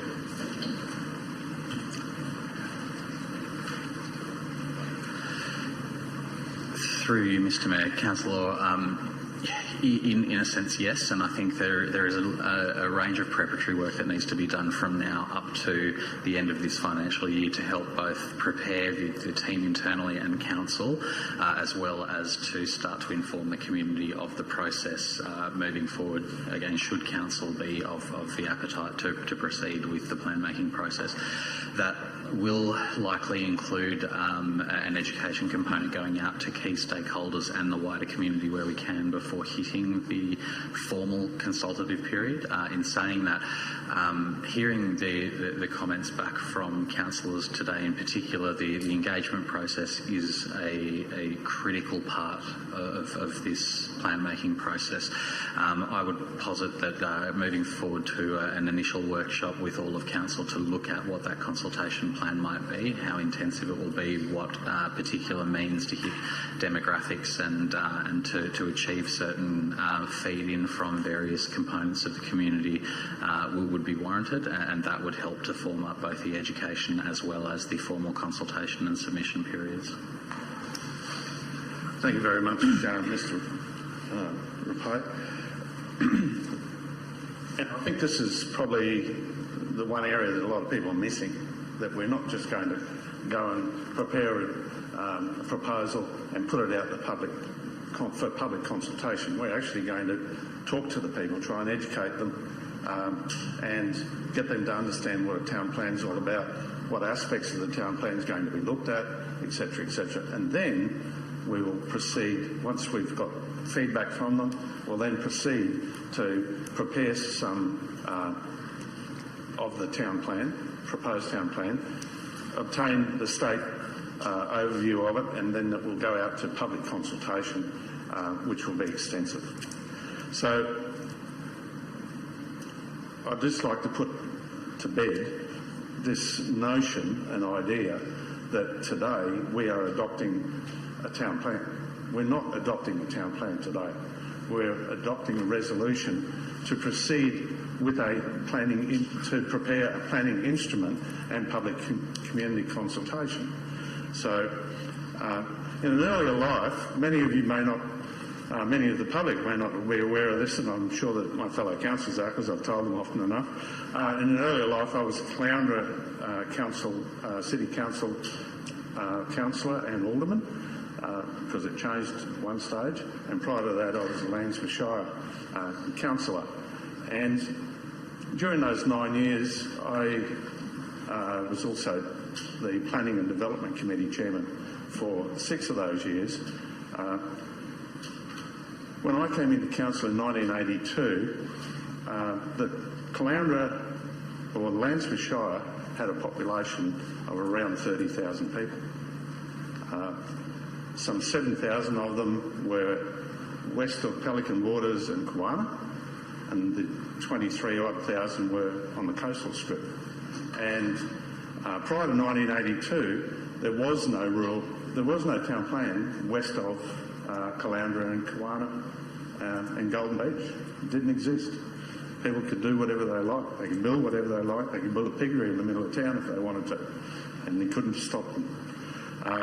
So I was involved in the very first town plan for the rural, for the outside Caloundra, Kawana area.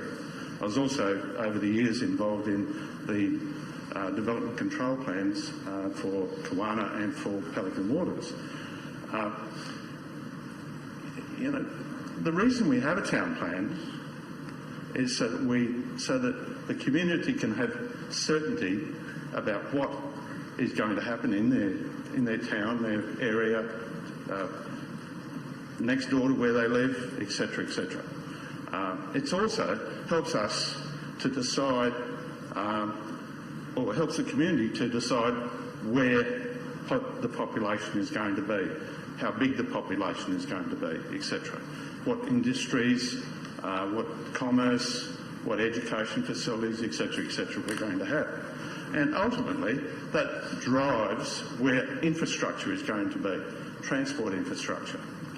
And I think part of this overall discussion that we're going to have today, over the coming months, is that we're going to have to make very strong representations to the state government that they need to step up and deliver infrastructure that suits not only what we need in the future, but what we've got today, because it's lagging. You only have to see where the traffic problems are, the poor transport, public transport systems that we have, etc. And I remember, and I've always heard over the years, you know, why can't we just stop people from coming here? Well, the reality of the situation is that the Sunshine Coast is a beautiful place. It's got great beaches, great hinterland, great lifestyle, and it's developing a lot of educational and also job opportunities, industries, etc. Those things come with population.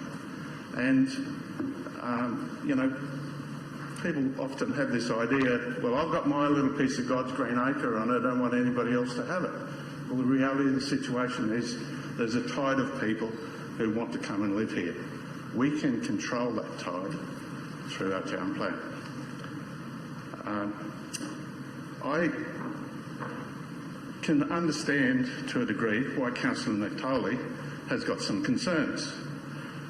He represents the Division 4, right? He represents Division 4, which includes Maroochydore and Mooloolaba.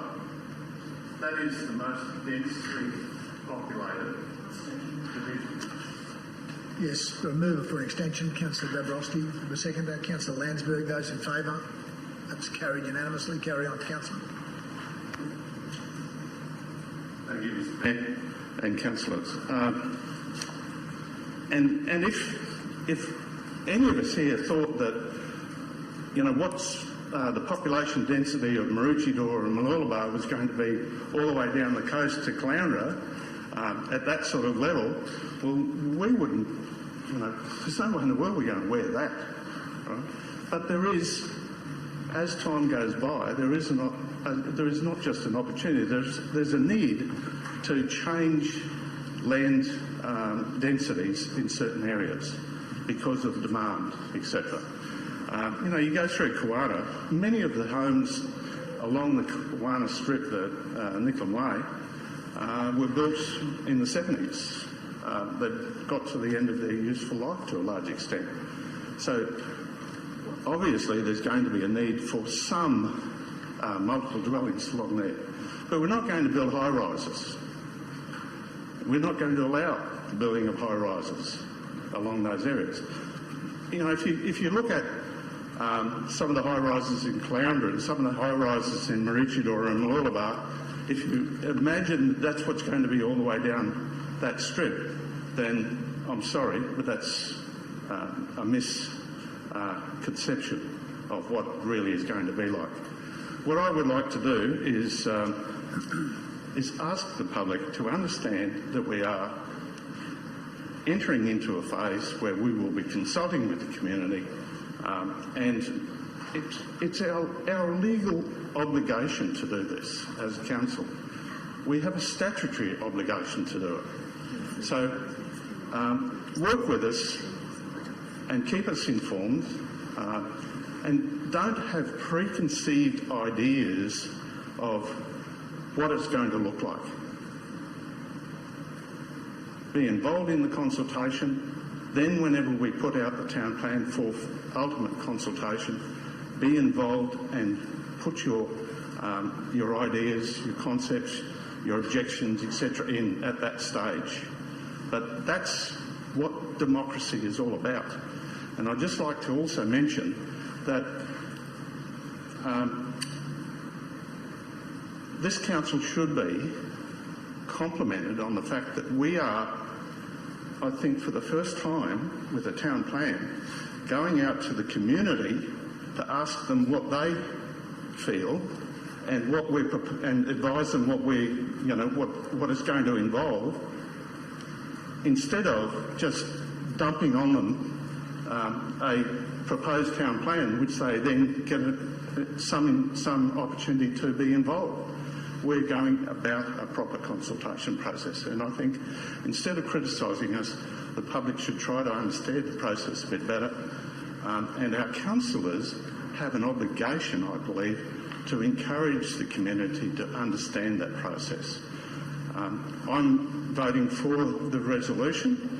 I have some concerns, a number of concerns about what the impact of some major developments would be, major restructuring and major transport corridors and all those sort of things, what impacts they will have on the Sunshine Coast. And the time for us to address those issues is during the preparation of the town plan and the review. Thank you to everybody. Thank you, Councillor Johnston. Councillor Natoli. Thank you, Mr Mayor.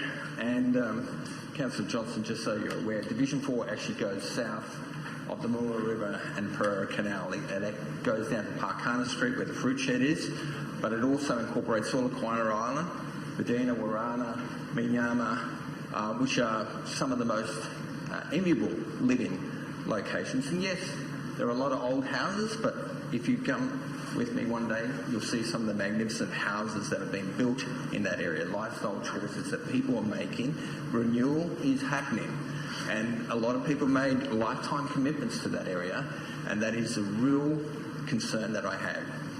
Because basically, this planning scheme that we have at the moment, and I agree that we have to go through that process and review, and it needs to incorporate all of the concerns that we have about the coastal hazard and hazards and storm surges and climate change, and of course the CHAS needs to be reflected very strongly in the new town plan. We have major issues with growing pain at the moment. Units that are being put up, apartment blocks, are bulky, they're getting bigger, side boundaries are being reduced, compromises left, right and centre. It is a windfall for the developers. And believe me, there's one in Coventry at the moment that's pushing the boundaries so far on the Esplanade. Double the site coverage, and the boundaries between the next buildings are down to 2 to 3 metres. Now, I can tell you that if that's the future, then we need to change the planning scheme to make sure that we capture no dig planking around those types of buildings, the livability of that type of redevelopments that we're seeing is not what our community wants. And it's clearly indicated through the environment and livability strategy. Very much that they want these coastal community villages retained. Our coastal feel is an important component. The thing that I campaigned on was livability. And I think it's been challenged by the very fact that developers are pushing the boundaries in the current planning scheme, and we are letting them get away with it. And it's time that we take control. Now, our community also, through the environmental livability strategy, said that they want infrastructure to keep pace with development. And one of the problems that I had is that if the planning principle is a guiding document for this, then it's wrong. It needs to reflect that. It needs to strongly say to the state government that yes, we'll accept population growth, but on our terms, not your terms. You put the skin in the game. You want us to meet these population targets. We're trying to do our bit for the South East Queensland growth. But why do we have to suffer the consequences when our roads are absolutely congested? I also have major concern about the infill targets that we have, which predominantly my division is going to be impacted. The mass transit has a corridor that runs from one end of my boundary, from the northern end, all the way through to the southern end. It's not missed, any part of it. 400 metres either side, we have the potential walk-up corridor and potential density increases. And a lot of that is individual housing choices that people have made that could potentially be changed into multi-unit dwellings. It may not be high-rise, but it could be 3 or 4 stories. But if you built in a residential age and you built your lifetime investment, the last thing you want is for a 3 or 4 story building to be built next door to you, because it compromises their lifestyle choices. We're moving into greenfield sites, small blocks. That's where I live now. Small streets, not enough street trees, not enough footpaths. You know, that is really challenging, and we should be doing more to make sure that those places are much more livable. We say to developers, you want to create small lots. If that's the future, then put in wider streets, put in more footpaths, put in more shade trees so that people can actually walk. And eventually it might be great in places like Harmony and many other locations could actually have public transport, because we don't even have that. So we're allowing development to happen. I don't understand, because, you know, clearly here it says on page 34, this population growth will create a significant demand for new housing. It is anticipated that the majority of this growth will be accommodated in East, all greenfield sites. 38% of the future population. And the coastal corridor between Maroochydore and Caloundra is going to take 62%, because that's basically where they're saying it's going to be.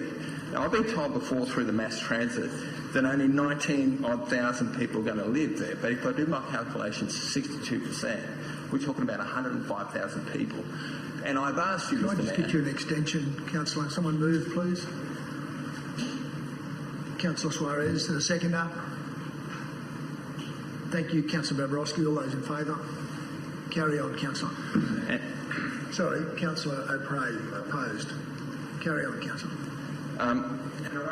Previously, Mr. Mayor, that we need to explain to the people that if only 20,000 people are going to be in that enterprise corridor, as I've been told before, then where are the other 85,000 people going to go? You know, I think the public have a right to know that. And if we're going to plan for infrastructure and everything, then we need to know. But if you're going to put them all there, they need to know that as well. And I need to know as a councillor, if that's what the intention is, then be upfront and tell me that that's what the intention. Then we can deal and get the community involved through the public consultation that can actually make a choice. But during that first briefing that we had on the mass transit, Ken Durchis, I asked him the question about the fact that the mass transit to me seems like an urbanisation strategy. And of course, the mass transit is not led by our transport branch, it's led by the urban growth branch. which is, to me, strange that you've got a mass transit system led by the urban growth branch of council. So to me, it just smacks of the fact that densification to make the mass transit work has to be part of this town plan. Otherwise, it won't work. We'll never be able to justify light rail happening in that enterprise corridor. But I ask the question, why do the greenfield sites have to be just, small lot housing? Why can't they be transit-orientated, high-density communities built from scratch, where you basically, the developers have to put all the infrastructure, they pay for it, not council, not the ratepayers, versus infill in my division and the enterprise corridor. Now we're going to talk about hundreds of millions of dollars of retrofitting that infrastructure to fit that type of population. That's the reality. And I talked about the fact that everyone complains about how much money is coming in Division 4, but you wait and see how much it will suck out of our general rates when we have to start spending the money to retrofit those communities. It will suck the life out of our budgets. And that's the options that we have in these greenfield sites. Why can't we go to the state government and say, make a greenfield, infill, and design a community built around heavy rail that can come into Maroochydore? And that will also support the Walker Corporation, who are our partner, who want to bring $2.5 billion of investment into that area. Will not then compromise their business model. And if you haven't had a conversation, I have. And I think it's important that you do have that conversation, because there are significant concerns about this strategy undermining their business model. We really have some major issues in regards to the way that we are proceeding down this path. We've got the mass transit community consultation about to start. As I said, infrastructure should be a very major component of the principles, and it's not there. And I think for the community to have any confidence, they need to know that we're prepared to stand up to the state government and say, enough's enough. We're not going to go ahead and increase the population densities when we've got sufficient capacity in the current planning scheme. And we can possibly do this in 10 years' time when we have the next planning scheme review. But by that stage, we'll see how serious the state government is in terms of providing the infrastructure that we need to make sure that we can have a sustainable lifestyle here on the Sunshine Coast. It was interesting in terms of reading this article. I don't know how many of you saw this article in the Sunshine Coast News, but it's driven by developers who are saying the Sunshine Coast has no option but to build more apartments and townhouses.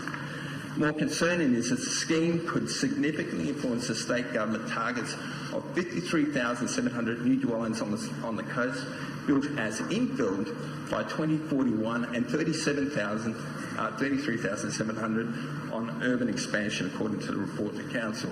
This equates to 62% of 87,000 dwellings required in the future built as infill development. However, for this to happen, the Sunshine Coast would have to review current zoning, heights and density limits. But Tony Long, who I've had a long association with because he was on Flounder's representative on the Sunshine Coast Regional Economic Board, he makes these comments that urban and regional planner Tony Long said mandating infill development could have significant impact on a location's character. Councillor, can you wrap up shortly, or do you want another extension? I'd like another extension. I'll put it to your colleagues. Someone happy to move an extension? Councillor Suarez. Mr Mayor, I would move an extension, but only if Councillor Natali sticks to the topic as contained in the motion. Well, we're talking about... I'd just like to say, Councillor Natali, you're focusing on one aspect. The motion here today is to decide to replace the planning scheme and to undertake the preparation and progress of the proposed planning scheme. We've got a community consultation process which will address a lot of these issues. I understand and I know your concerns, but that the mass transit corridor and densification is not what the motion is about today. If you can try and keep it to your support or otherwise for what we're seeking to do, I'd be grateful. Need a second. Councillor Johnston, those in favour? all excluding Councillor Cox, Councillor Hungerford and Councillor O'Prey and Councillor Law. Carry on. I think those councillors that actually give me the right to speak. Mr Mayor, this is pertinent to what we're about to do, and these comments that Mr Long makes, I think, will reflect the views of our community. He said this is a complex issue. Planning schemes have a shelf life and should be reviewed, Mr Long said. The priority in this review, however, should be about employment and the form of transportation needed to service the existing and future Sunshine Coast community with a clear implementation plan to deliver such infrastructure. Those who advocate there needs to be more land available for development, or let's build more high-rise just because someone in the state government says so, is folly. The infrastructure capacity of the region and the character of the region should be debated first before we blindly follow the state over a cliff into an overpopulated and underserviced mess. Now, that reflects purely the comments that I'm hearing from our community. That's the concerns that we have in regards to what we're going ahead with this town plan. I think, you know, we could lay this on the table for 6 months and be able to understand exactly how we can move forward so that the community, the aspirations that they have under the environmental livability strategy, the comments that they've had are really reflected in the principles. Now, the principles do not deliver the outcomes that our community want. The principles deliver particularly what the developers want. And as far as I'm concerned, the community reference group that we have, I hope is stacked purely with residents and no one else from the industry, planning industry, because I want to hear from them. I don't want to hear from planners. I hear enough, and they've got plenty of opportunities. The last comment that I want to make is my concern about submissions. We talked about we're going to go through a process of community consultation. And during the review, on page 74, they talk about the community responses to the planning scheme amendments. And generally, Council has received submissions in objection to proposed amendments than in support. And as in the case of development applications, it is understood that people are less compelled to make a submission in support of a change they agree with, particularly if they believe the change will likely be adopted without their involvement. The planning. So my concern is that that statement says, well, irrespective of what the community says, if they make submissions against it, and if it overwhelmingly is not supported, we've ignored that. We've just gone ahead with that. And I hope that that's not the case, that we go out and ask, because I've heard the argument also from councillors in the past that say, well, the community didn't get involved, therefore they had their chance when the planning scheme was up for review, and therefore, tough luck. Point of order, Mr Mayor.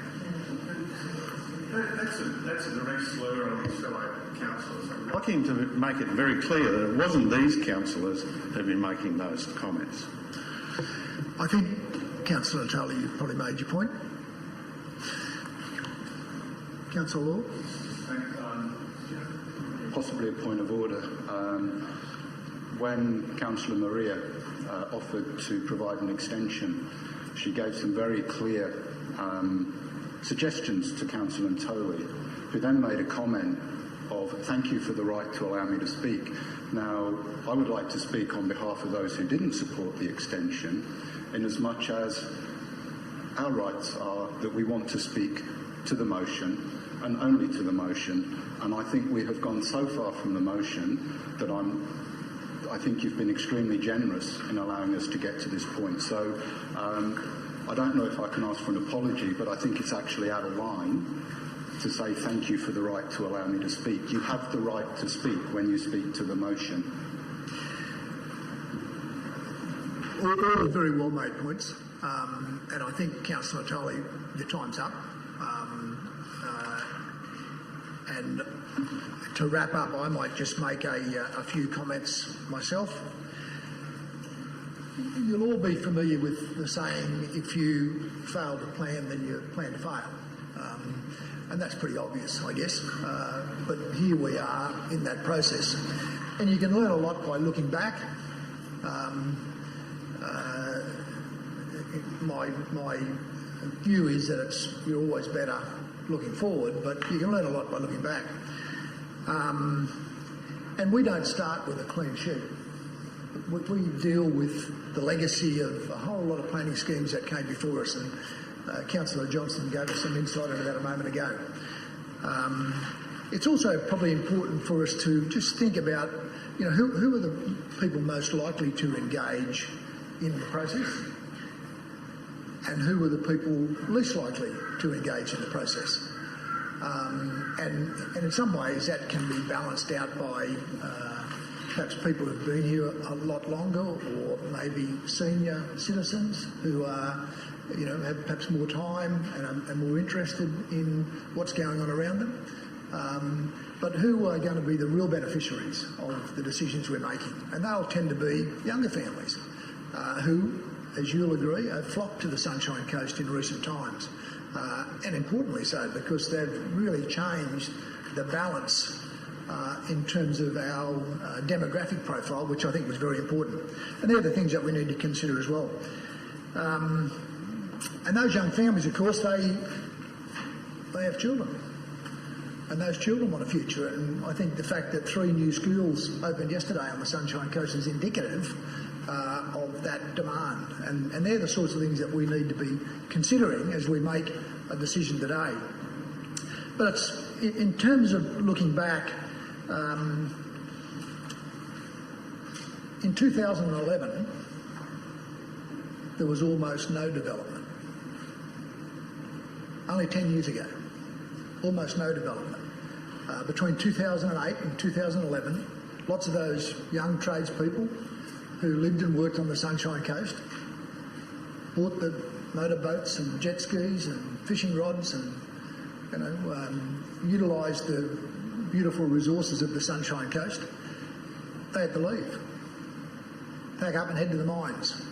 And the number of children that were being taken out of schools at that time really underlined just how challenged this area was. And we boldly put together a regional economic development strategy at that time, and it continues, and it needs to be synchronised and work with our planning scheme as well. And we focused on some really important objectives. One was to reduce our double-digit unemployment, and in terms of younger people, that was in the high teens. 2 was to acknowledge that our household incomes were 22% below the state average. Today, they're only about 8% below the state average. And that's quite significant improvements as a result of decisions we've made. We also sought to double the gross regional product over a 20-year period, and we sought to dramatically increase the export of produce and other goods and services from the Sunshine Coast, which we've also done fairly successfully. And what's that done? Well, that's made the place even more appealing for people to come and live, because they can see they've got an economic future as well as a lifestyle future. A point, Jason, you made early on was that in this planning scheme we've seen unprecedented growth. I just would challenge that. I'm happy to stand corrected. I think maybe in terms of total numbers, but in terms of percentages, I would argue that we had stronger growth in the early 80s and the 2000s. And just to be clear about the challenges of new planning schemes, the Marucci 2000 plan, which Councillor Natoli mentioned earlier, it required 10 significant amendments under the Abbott Council when they came into power in 2008 to 2012. And some of the councillors are here who were involved in that process. And what that demonstrates is the need to have a very broad view and a perspective about the future in terms of what a planning scheme is expected to deliver. And that's what we need to help our citizens understand, that it isn't a perfect science. There was no way in the world anybody mentioned pandemic when we were doing the planning scheme in 2012 for 2014. And if someone had mentioned it, chances are it might not have even been seriously considered. But they're the sort of things that we've got to deal with as we make a decision to press on with a new scheme. I think what I'd really like to highlight is some things that will have an influence over that new scheme, things that have been initiated, many of them over the last decade and some over a longer period. The Coastal Hazard Adaptation Strategy, jointly funded by ourselves and the state government, augmented through the LGAQ, the Blue Heart Project, the continued expansion and management of our conservation estate, the largest of any council in South East Queensland, our efforts to have the area recognised as a biosphere. These will all have a big impact on the thinking of the public around the decisions we're making on their behalf. How we capitalise on the international broadband submarine cable.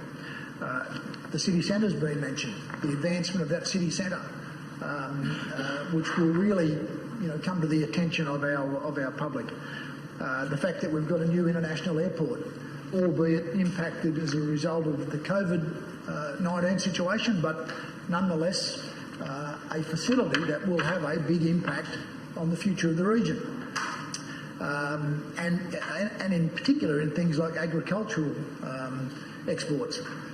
The advancement of the Sunshine Coast Stadium and the opportunities that will provide in terms of employment, culture, social events and obviously sport. The development of better and more accessible retirement facilities, potentially aged care facilities, particularly in our hinterland area. Also the tourism development that might favour our hinterland area. Certainly, as I mentioned before, schools, childcare, places of worship that will need to be considered with a growing population that's even more multicultural. We welcomed 848 new citizens to the Sunshine Coast last year from about 40 different countries from around the world. How well are we catering for all those? Will we see the needs for some current industrial land to be converted to other uses? Transport corridors, obviously a hot topic, but 40 years ago, the Sunshine Coast was an entirely different place. It was a much easier place to find a park than it is today. That's a reality we've got to deal with, and that is one of those compounding challenges from a series of planning schemes, but also, as Councillor Johnson said, from a very desirable place to live. So things like City Deal, potential to stage the 2032 Olympic Games, the interurban break, how development might occur on our northern boundary and southern boundary with our neighbours, and how many people who might live in the Moreton Bay but work at the Sunshine Coast, or live at the Sunshine Coast and work in Noosa or vice versa, all need to be considered. So today we're making a decision to recognise that we have a statutory responsibility to bring down a new planning scheme within 10 years. As our officers have said, that can take 3 to 4 years. Our goal is to have it completed ideally before this council comes to a close in March of 2024. So, councillors, I'd urge you to think that through as you make your decision. I will certainly be supporting the officer's recommendation that we move to review the current planning scheme and decide to replace that planning scheme in that time frame. Thank you. Go back to Councillor Cox, who started, to close, please. Thanks, Mr Mayor. That's a tough act to follow, that one.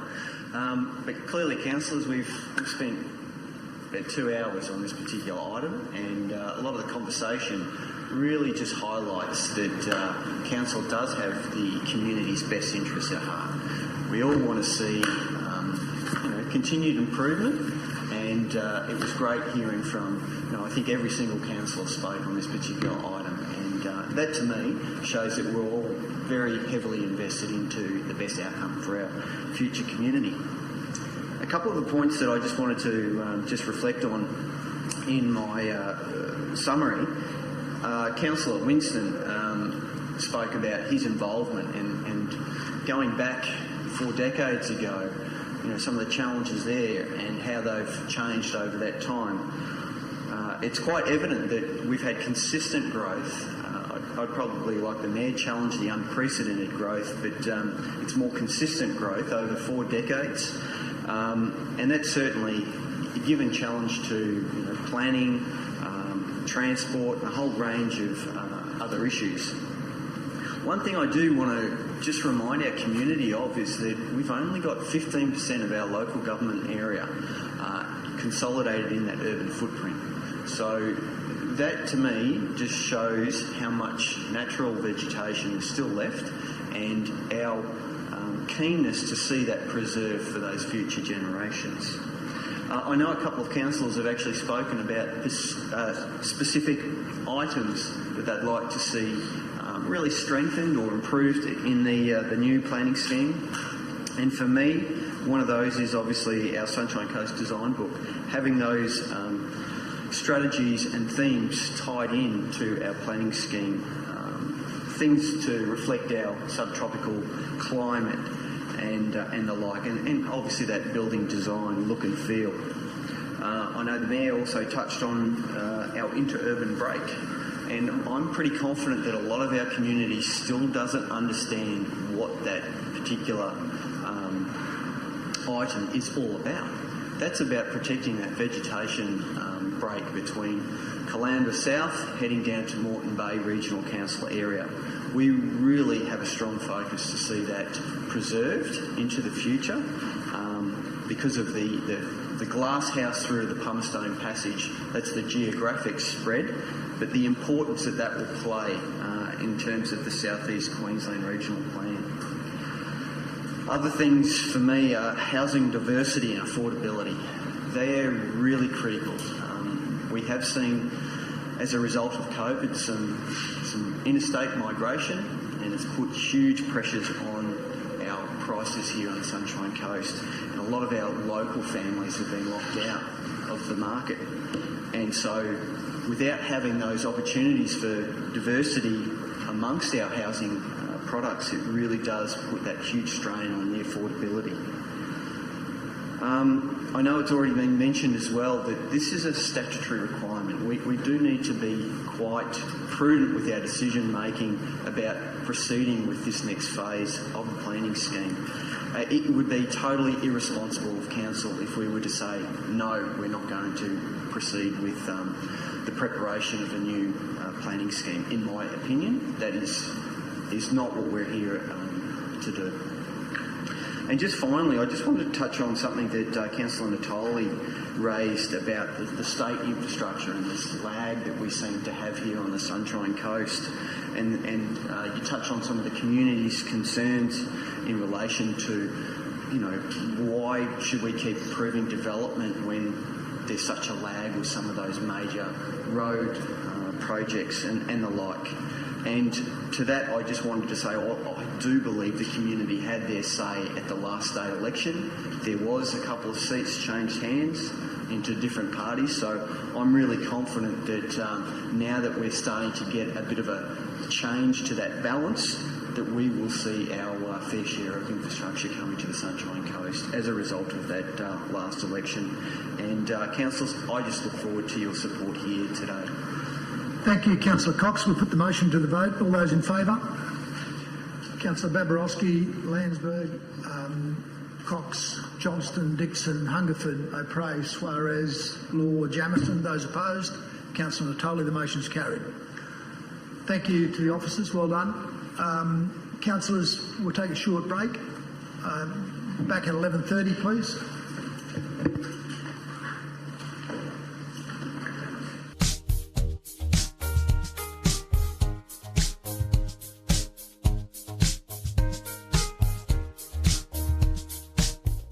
Review of the classification and management of council information, and I'll call on Mr Matheson to give us a presentation. Thank you.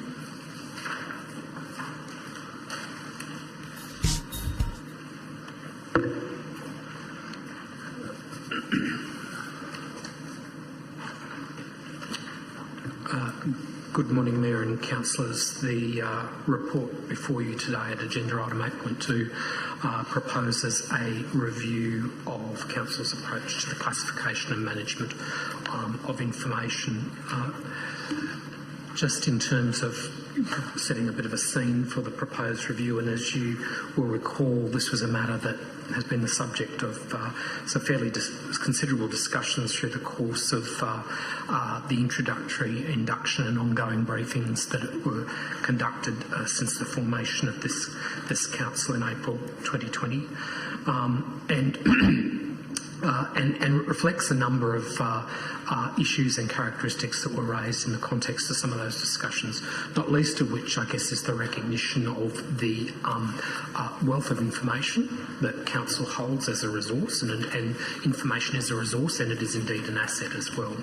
Also reflects the fact that it's reflective of the fact that as a local government, and it's well recognised that local government is the level of government that is closest to the community, that Council generates and holds a wealth of information that is directly relevant to and respondent to its interface with the community. In the context of thinking about the review, there's also been some discussions, as you will recall, and also a recognition that within this realm of information classification and management, Council, like all levels of government, has a range of legislative obligations that require it to have certain systems and arrangements in place in relation to the management of information and how it balances privacy, statutory and other confidentiality considerations, as well as the public interest in the context of accessing and having information available. I think probably what has also been a key driver for the genesis of this proposal is also the recognition that one of our 5 goals as an organisation is to be an outstanding organisation, and the way in which we manage, classify and make accessible information is often seen as a bit of a hallmark in the context of contemporary public organisations, and so as we strive to be an outstanding organisation, it's important that this, along with many other aspects, continually to be subject to review and refinement as we go along, and I'll touch a little bit on that more in a moment. And also one of the other areas that was particularly raised in the context of some of the discussions that were had with you all last year was the increasing community awareness and expectations in relation to the accessibility of public information. And in that sense, and as I mentioned earlier, information is an asset. It's a very valuable asset of the organisation, and that's also one of the reasons why there are there are quite comprehensive legislative arrangements in place in relation to council and indeed all levels of government's management of information, because it is a valuable asset. But there are a range of formats through which information is already currently available, publicly accessible and available. That includes through data and information repositories. Some of those that you're aware of and familiar with include Development Eye, our publicly accessible registers that are highlighted on our website and so forth. Information that's available through our libraries and other council facilities. Pardon me. Our websites, other social media platforms and other online resources and productions and publications that Council produces as an entity. There's also information that's available for purchase. In particular, in that sense, I refer to people involved in property transactions in terms of buying and selling a house, and when they're doing searches as part of the conveyancing process. There's information that's also released through Council's disclosure log, which is published on Council's website, and there's also the statutory right to access information that exists for everyone under the Right to Information Act.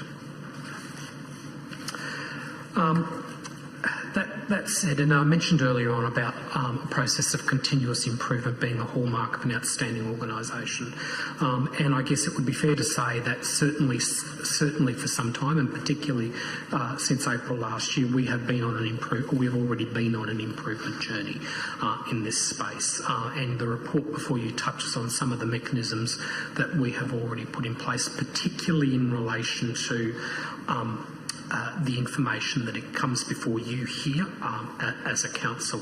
I do just want to make that distinction very briefly, because the review is not centred just upon the information that is presented for your consideration within the context of council meetings. This is about a review of the classification and management arrangements of information generally within the organisation, but certainly one area that does attract a fair bit of commentary attention is in relation to the information that comes to council meetings. So some of the things that we have put in place as part of that process of continuous improvement include the adoption of the new standing orders that Council undertook in October last year, the decision to commence and continue the live streaming of Council meetings, more transparent approaches that we've adopted to information that's proposed to be considered as confidential by Council at its meetings, and they include things such as better titling of the reports, much more intuitive and easily understandable confidentiality statements, which, as you know, with a confidential report is the public component of the report, so that the audience and the reader has a much better understanding of what it is that the report is about and what it's seeking to do. We also put in train other measures which are highlighted in your report in terms of significantly lessening the number of late reports. Where there is confidential information that's either part of a report, or if it's a report in a confidential report in its entirety, we're including express recommendations that recognise that confidentiality may elapse over time as a result of a range of services. So providing an automatic trigger for information to be made public once that effluxion of time has occurred. And I think that the old saying is the proof is in the pudding, and I think what we can see is that if you look at the April to December period in which this current council has operated, and of course that excludes today's meeting, we've seen some significant reductions there. So as you're aware from some of the material that's already in the report, during that time there's been 98, in that April to December period there were 98 reports that have been considered by officer reports, I should say, that have been considered by council, 8 of which were resolved by council as being confidential in their entirety, and then there were a further 9 reports that were public reports, but they had confidential information in their attachments. So as I said, there is, as part of that continuous improvement journey, there's some significant headway that's already been made. But nevertheless, as I said, it's a process of continuous improvement, and we shouldn't shirk our.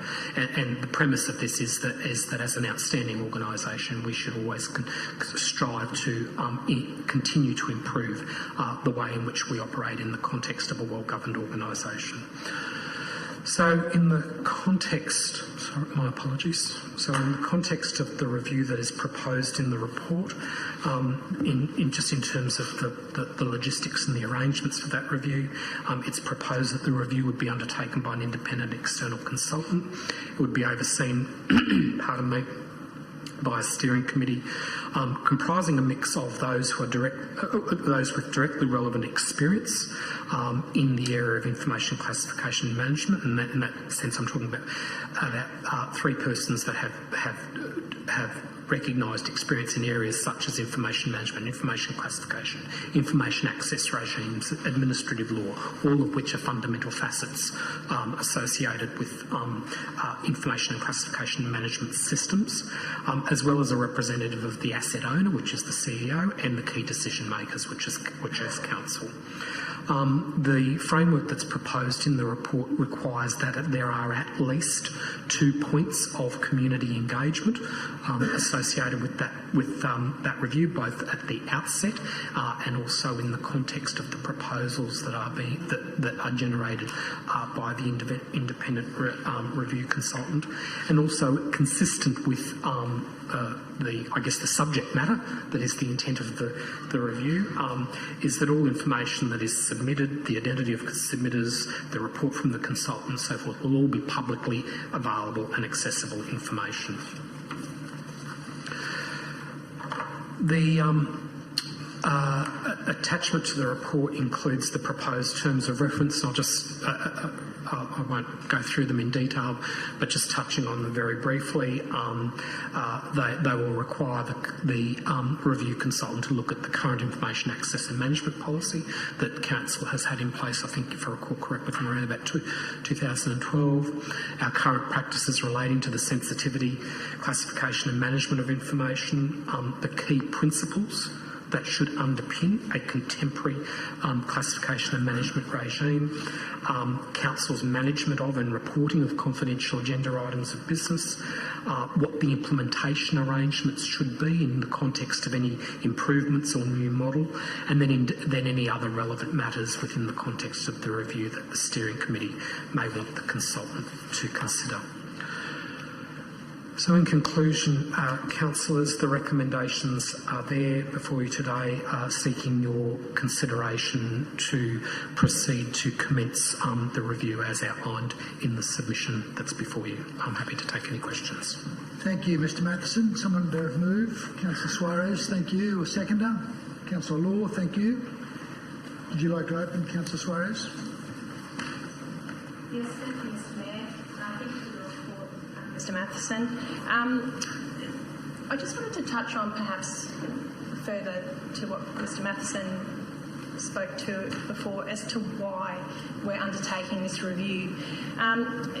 This review has come from a consistent dialogue from community groups such as Oscar, media attention and general community sentiment about wanting more access to our information.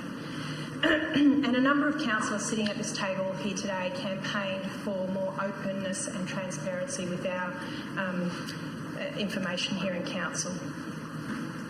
The issues that troubled the community were that, excuse me, were that negotiations and decisions that were considered in confidential session left them uninformed about what these projects were involving, what they were about. We weren't taking them along on the journey. And often this information was locked away forever because the resolution didn't include a mechanism to allow that information to become available to the public further down the track. The only way at the time that the community could get access to information was to apply under right to information and pay a fee to do so. Since becoming a councillor and being privy to the internal workings of council, I've discovered that in some cases, and often many cases, it's quite justified to have our confidential items because of sensitivities around either legal matters or contract negotiations. And I'd like to commend the work undertaken by Acting CEO at the time, Warren Bunker, Brendan Hogan and Mr Matheson, in terms of listening to the concerns that a number of councillors had in this regard, to adopting some suggestions that were put forward, and to even further enhancing that with a lot of the measures that Craig Matheson mentioned before. It is my hope that this review will further improve upon the internal practices of information management in council, and through a revised and contemporary policy come closer to meeting the community's expectations in regards to information accessibility. I hope you will join me in supporting the officer's recommendation today. Thank you, Councillor Suarez. Councillor Natali. Thank you, Mr Mayor. And I want to thank Councillor Suarez for the work that she's put in. I know that this was a point that she made right at the beginning, very first conversation I think that we had as a council. So I welcome the review and thank you for the work and the report that you put together, Craig. Just a couple of questions that I do want to ask. First of all, you mentioned about the number of different confidential reports that we've had. The Brisbane Road car park sale indicated that we would release a confidential report of the Abacus deal to the community. Did that ever happen? Through the Mayor, Councillor, I'd have the to... The resolution actually specified that, but I've been told by the community that's never happened. I'll need to go back and have a look at the resolution. I don't have it in front of me. My recollection is that the resolution authorised the release of the identity of the proponent and the price that had been negotiated. My recollection is that the report and sorry, please bear with me, I'm just trying to work off my recollection. My recollection is that the report contained 2 confidential attachments that related to some of the historical information, and that the confidentiality notice spelt that out. I don't recall, and as I said, I will need to go back and check. I'm happy that there was anything I'm not specific about didn't that. mean to put you on the spot, but No. I thought if you'd had done that review, you may have been able to confirm that. But I'm more than happy if you can get back to me. More than happy to do that. Just one other final point. I mean, the fact is that it's fantastic since this council has been put together that we've had live streaming, and I just want to make sure that as part of this process that we go through and review, that we actually have a policy that none of the recordings that are then posted on our website are ever edited. And you know, to ensure that it's enshrined that there isn't that capability, because I'd love to know and hope that whatever we say in this forum is there to be kept as future reference. So I just want to make sure that we have that particular aspect enshrined in the work that's about to be put together as a review.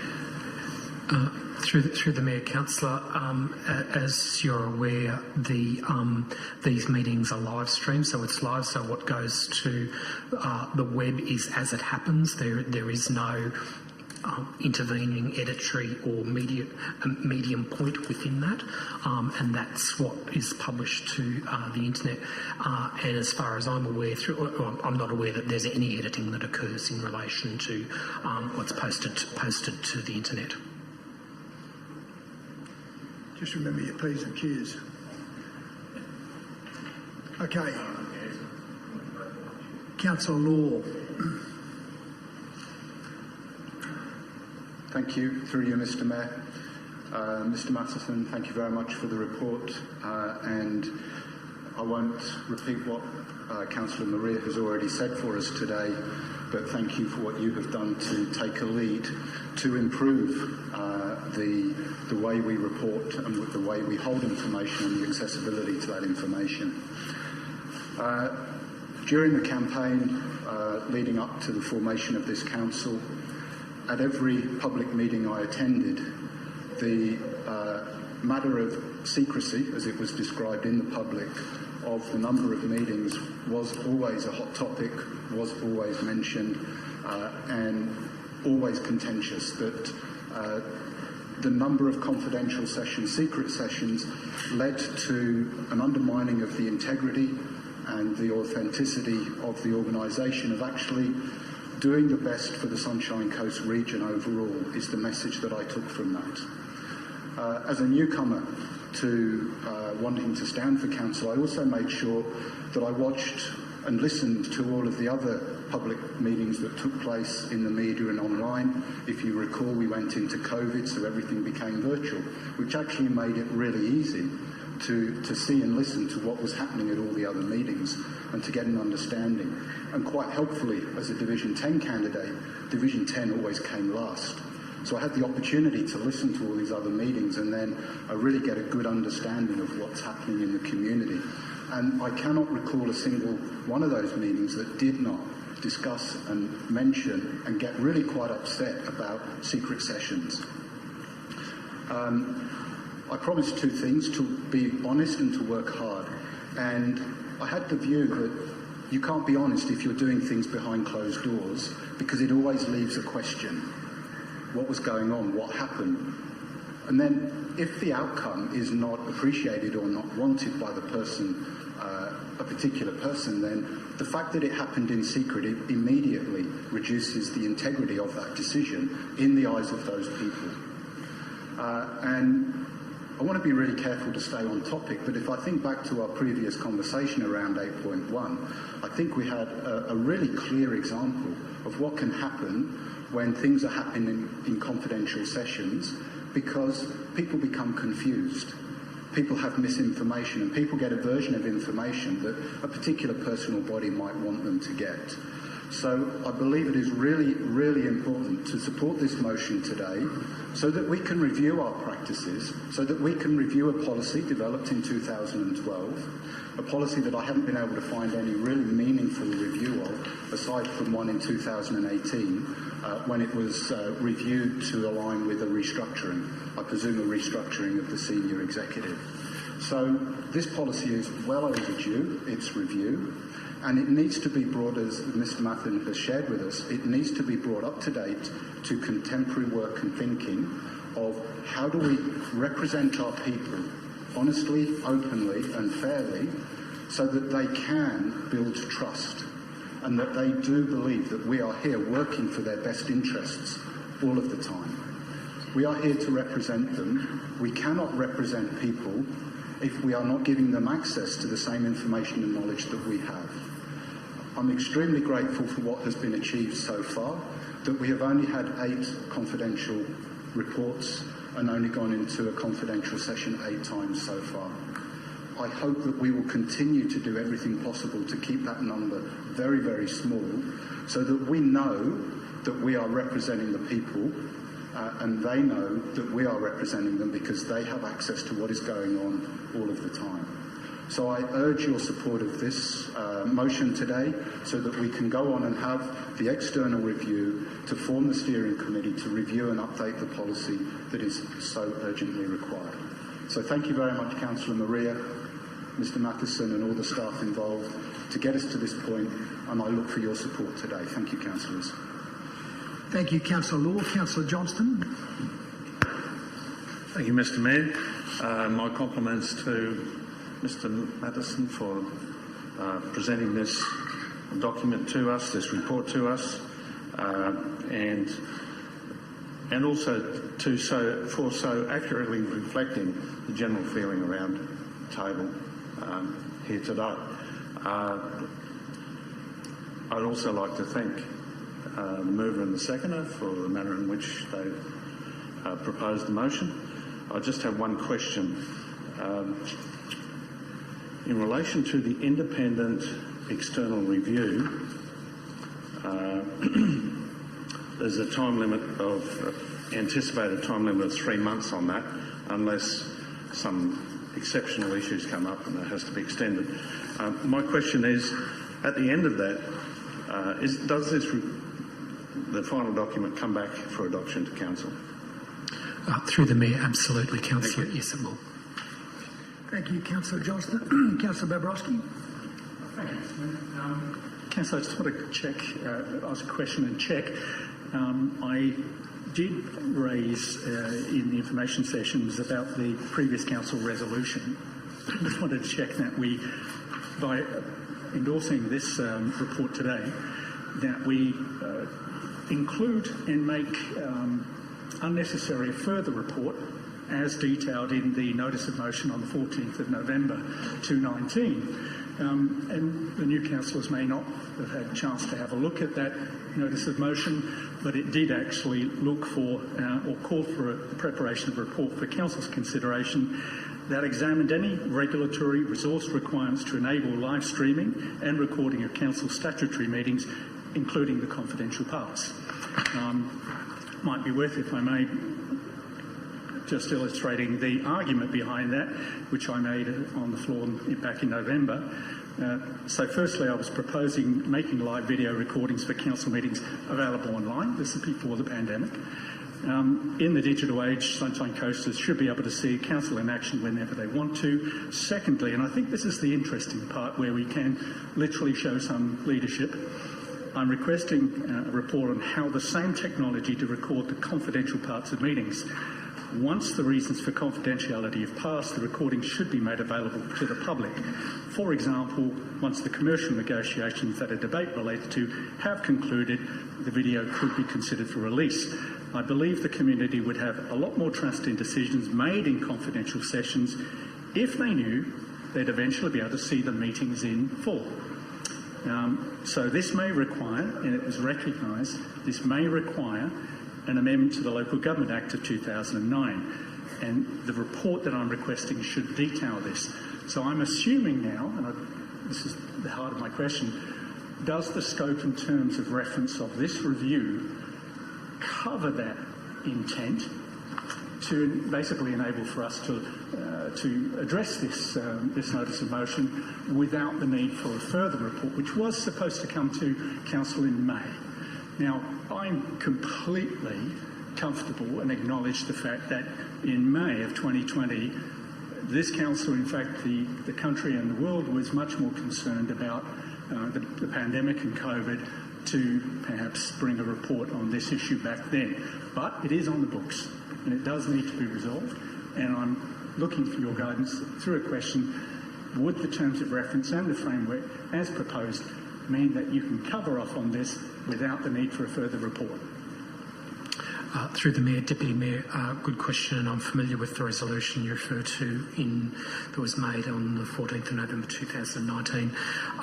My view is yes, it is captured by the context of the terms of reference, specifically item 4 in the terms of reference, which requires that the review consider Council's management of and reporting on confidential agenda items of business and information at Council meetings. So management of encapsulates, so if you look at management of confidential agenda, the facets associated with the information that's considered in those meetings, and that would include how those matters are considered in the context of the confidential component of the meeting. So I'm satisfied that it would capture that component.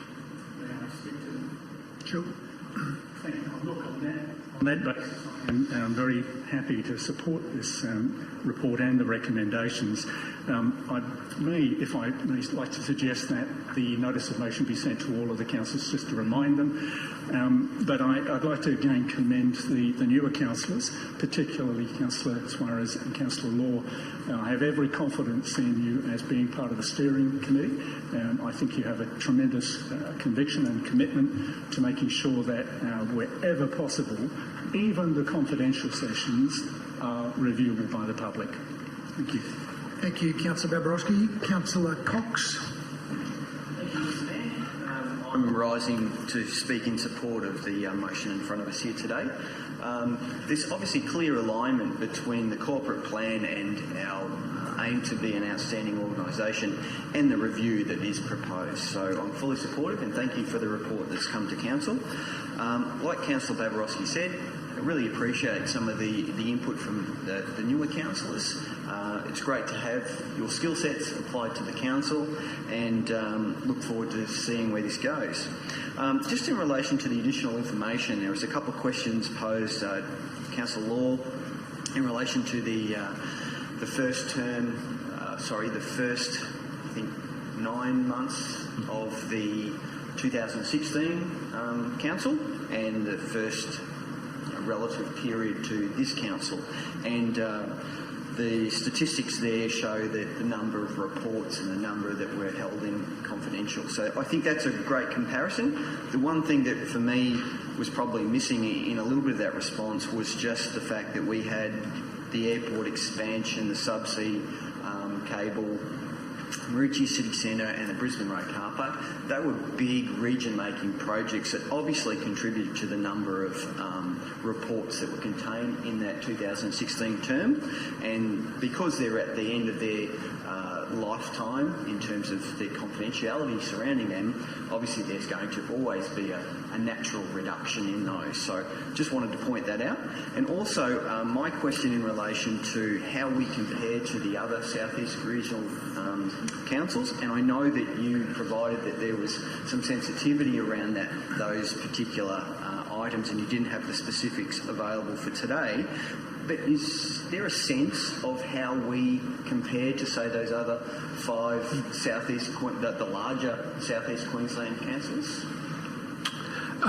Through the Mayor, Councillor, thank you for your question. So we have been looking to obtain some of that information on a comparative basis with the other major South East Queensland councils, and then also validate that information and, of course, get their approval for its release. So, and that's unfortunately still an ongoing process. Looking at what we've been able to identify thus far. As I said, I'm not talking about all SEQ councils. I'm talking about the larger ones, and bear in mind also that you're not always comparing apples and apples. So obviously the most glaring difference in that sense would be, say, for example, Brisbane, where for a start you have a different legislative environment in place, and you have an establishment coordination committee or civic cabinet as it is known, and the decision making that occurs there versus decision making that occurs in the council and the approach. So it's a different model to compare and contrast. Looking at some of the other councils, my gut feel at the moment, and this is without, I guess, the validation of some of the numbers and so forth, is that we are probably midway in terms of there are some that obviously have less reports that would appear to have less reports that are considered resolved by those councils as confidential in their entirety, but there are also some that have more, in some cases substantially more. So I would suggest that the early indications are we're somewhere midway, but there's different variables to take into account with all of that data. And the other variable, of course, is where you've got a council with committees, and what happens in that scenario as well. Councillor Suarez. I just have a further question just about some of the information that was presented today, and it was about the steering committee and the experience that would be required to be part of that committee. I have some concerns about whether we are narrowing the focus too much in terms of who we include on that committee, just related to experience versus inclusion of people who have shown a keen interest in this matter. I'm not sure if people who have had experience in the previous government departments have at all, been the drivers of requesting this change. So I'd like to have a look at that with the Mayor and David Law and yourself and the other executives before we make that selection. And so I just wondered what your thoughts would be on that. Through the Mayor, Councillor, very good question, and look, certainly in terms of the types of experience I talked about earlier on, they're the types of experience, I guess, that I've identified that I think is relevant to an evidence-based review of this nature, but it doesn't preclude other skills and experience sets that might eventually be determined as being the cross cohort that's required for that steering committee. I do think it's important though that we ensure that some of those directly relevant skills are encapsulated within the independent membership of the committee. Doesn't necessarily say it has to be all of them, but I think it has to be at least be some. Okay, before I go to Councillor Suarez to close, obviously with the live streaming we're able to track how many viewers we have, and welcome to all those viewers. And Megan's just going to run through those numbers and how it's transpired through this meeting. That's not to say that people don't look at it after the meeting, but nor is it to say who those people are, whether they're staff or media or constituents or anybody else. But would you mind just giving us a run through of the numbers? Certainly, Mr Mayor. We have a look at it every 10 to 15 minutes, and this morning we sort of started at 21 viewers. We've got as low as 17 and as high as 35 watching in the live stream as we go today. Thank you. Okay, I'll go to you to close. Councillor Suarez. Thank you, Mr Mayor. I just want to thank Councillor Babarowski for instigating some of the traction that we are taking in terms of this information and how we review our classified sessions. And I'd also like to thank Councillor Law for his support and involvement since he came to term in this issue as well. Just touching on something that Councillor Cox mentioned, which was basically the reporting of our statistics. And I'm kind of champing at the bit to get going on this. It is really difficult to compare against other councils because there are so many external factors such as region-making projects, tender, time frames, etc. And perhaps benchmarking against other councils isn't the right way to go, and that's something for, I guess, the steering committee with input from the councillors and the community would be valued. And maybe it's best that we benchmark against ourselves. And one statistic that we haven't touched on, which just occurred to me today during this meeting, is we've got the figures for the full confidential items. We've got figures for confidential items that have, public items that have confidential attachments, but we don't have any statistics for confidential items that have then become public, and that may be a good statistic to report back to our public, to the community as well.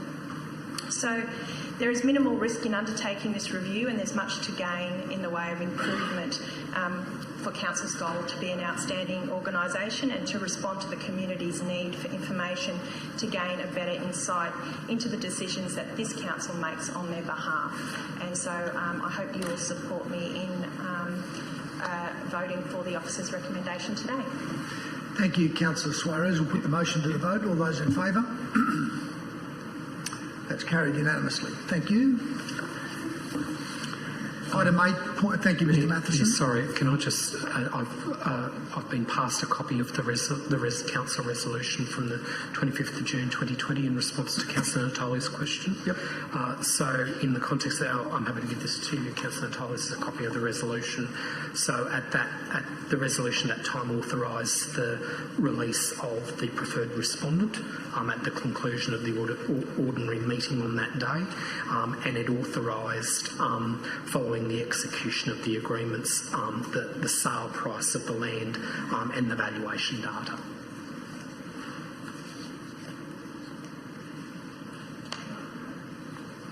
Sorry? No, there's no reference to anything to do with abacus. Okay. Thank you. Move on to the finance report, which is item 8.3, and I welcome Sharon and Isaac.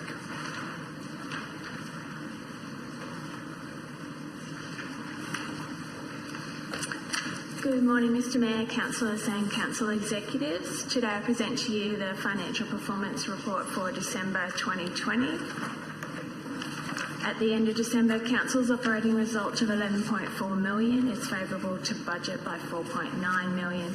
The favourable variance consists of revenue above budget of $870,000, as well as expenses below budget of $4.1 million. Council's revenue for December is tracking ahead of budget, with additional funds being received from the Sunshine Coast Stadium, as well as refuse tip fees, development services, search fees and Council's holiday parks, all ahead of budget year to date. This additional revenue is offset by reduced revenue for parking infringements. Council's expenditure is currently below budget, with reduced expenditure in materials and services. The Capital Works program has progressed 45% of budget, with a total expenditure of $129.7 million. Council's core Capital Works program is 37.7% complete, currently on track for an above 90% completion by the end of the financial year.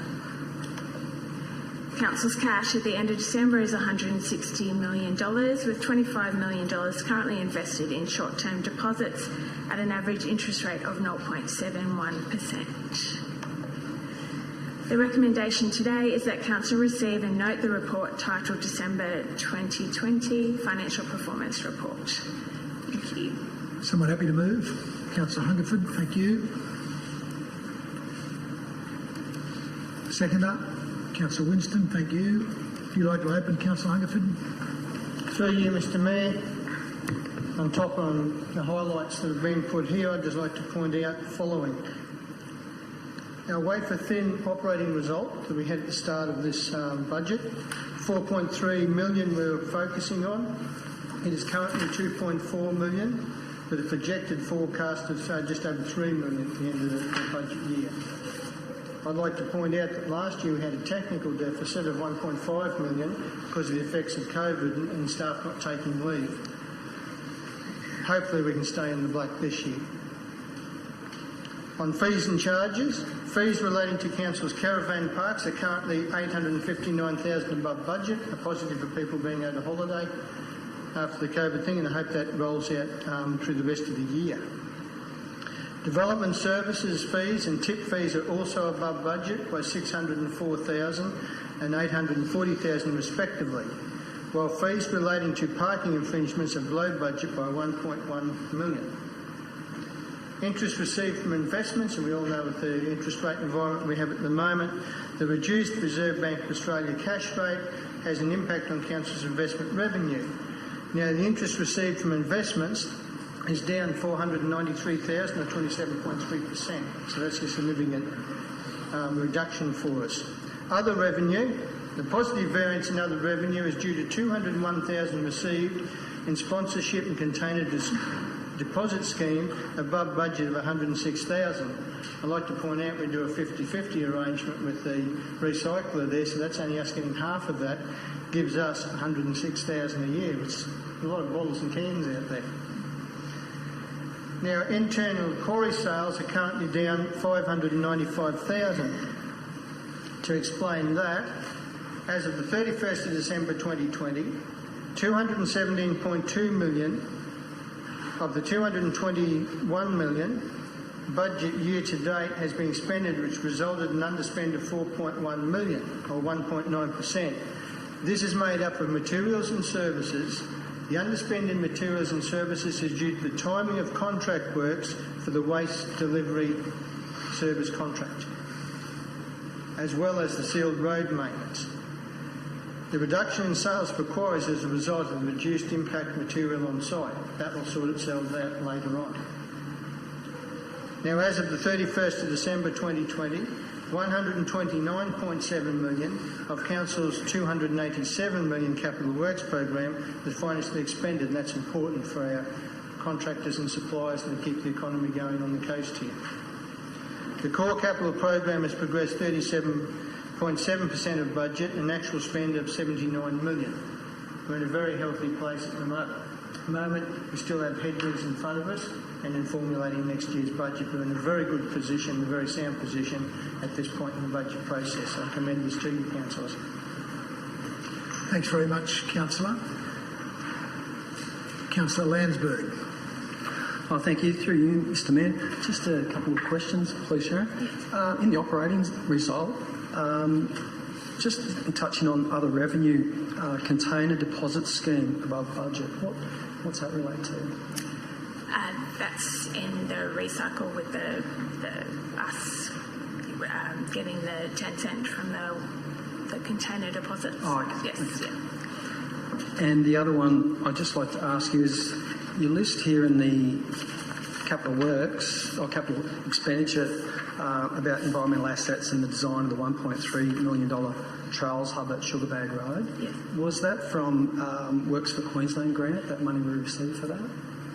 Yes, it was. Okay. Yes. So just bear in mind, as a new state representative we have here, and acknowledging that it sort of looks like it's part of our sort of process, and just making note that's a state government grant that acknowledged there. Through the chair, yes. Make sure we're working with our new state member, be aware of that as well. Thank you. Noted. Yeah. Okay, Councillor Dixon. Through you, Mr Mayor, I'm happy to take this offline at another juncture with Councillor Winston. It says we're $1.14 million down on parking infringements. I certainly hope we don't have quotas in this council around the amount of money that we are seeking to get out of parking infringements. I just hope that I've read that wrong, and maybe a comment from Mr Rupre just around our enforcement policy on the ground at the moment. I will admit that parking infringements pre the last election were within my top 5 issues I was getting on a weekly basis. I now get no complaints from residents about getting parking infringements, so that would correlate with the amount. Any comment on enforcement? Through you, Mr Mayor.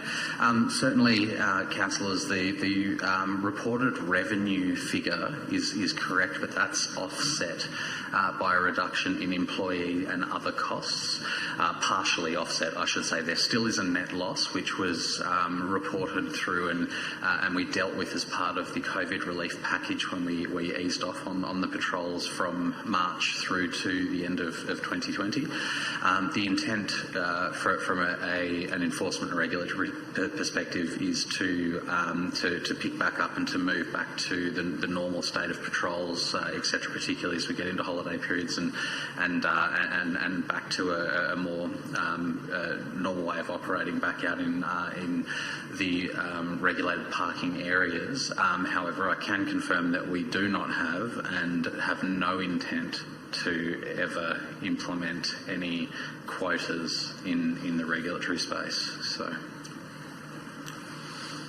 Mr Mayor, that was the answer I was hoping for, and I appreciate that. Thank you, Councillor Dixon. No further speakers?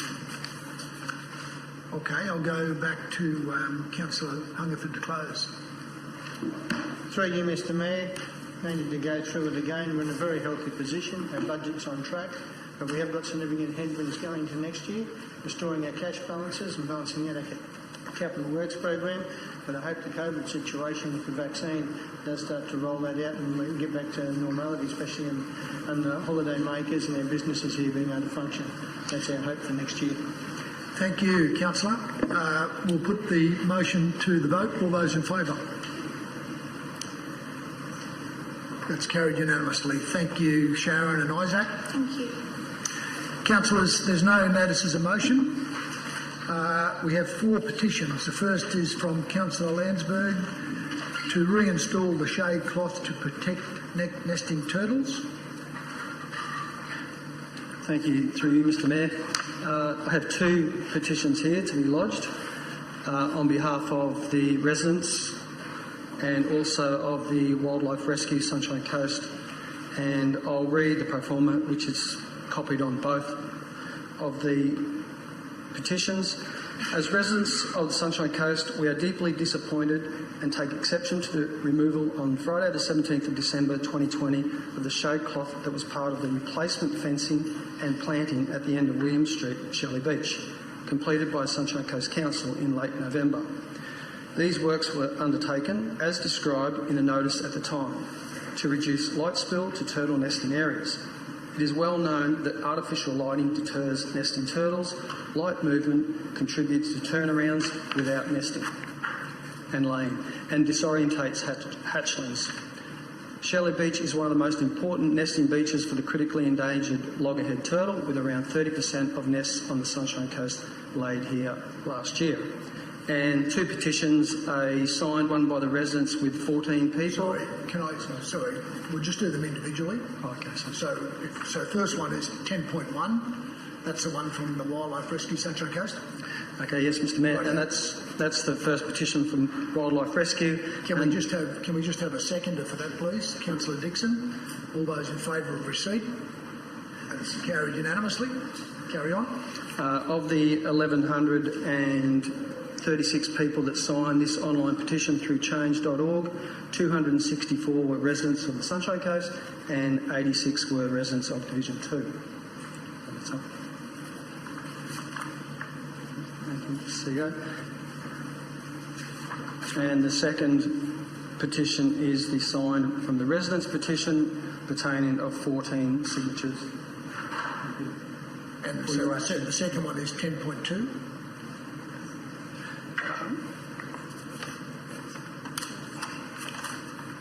My apologies, Mr Mayor, I'll just make sure. You're right.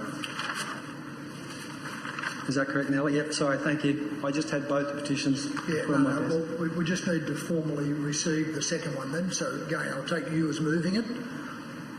Seconded Councillor Johnston. All those in favour?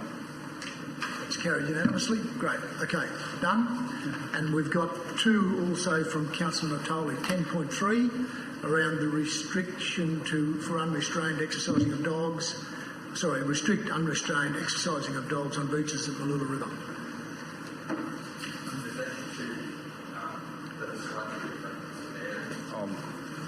But do them separately and we'll vote on them separately. So 10.3. Okay, so we, the undersigned, respecting petitions Sunshine Coast to, at Point Cartwright, restrict the area for the unrestrained exercising of dogs to the beaches, starting at the mouth of the river to the east and extending to the lighthouse. To restrict dogs totally from the beach in the Malula River, now commonly called Heartburn Beach.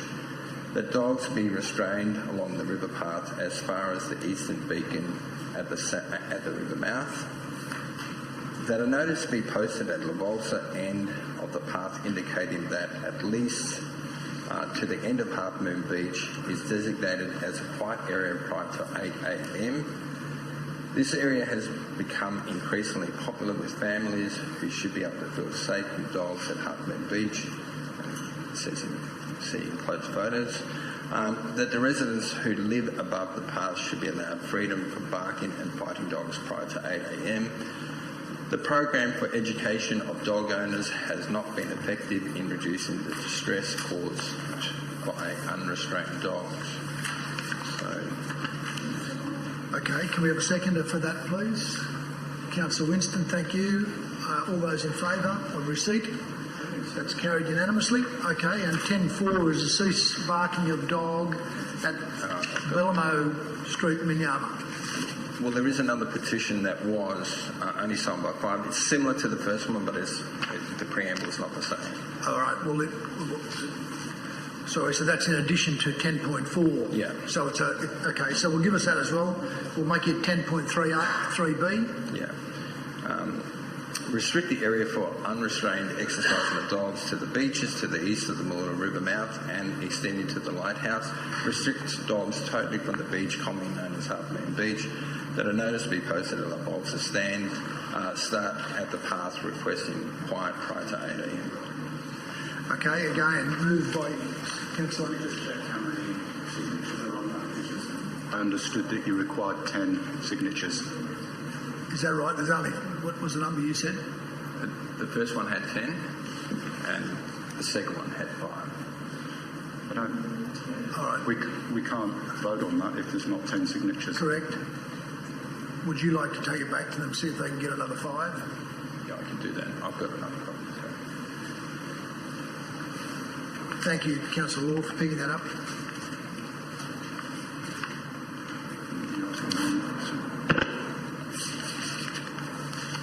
Okay, and the last petition has 11 signatures. We, the undersigned, affix our signatures in support of action to cease the dog barking from 6 Belema Street, Minyama, Queensland 4575. There's also a letter that comes with that. Okay, someone to move. Oh, sorry, Joe's moved. Someone to second. Terry, thank you. Councillor Landsberg. All those in favour of receipt? That's carried unanimously. Thank you. There are no confidential items to be discussed at this meeting, so we're now effectively concluded at 12:24. Thank you for your input. Enjoy the rest of your day.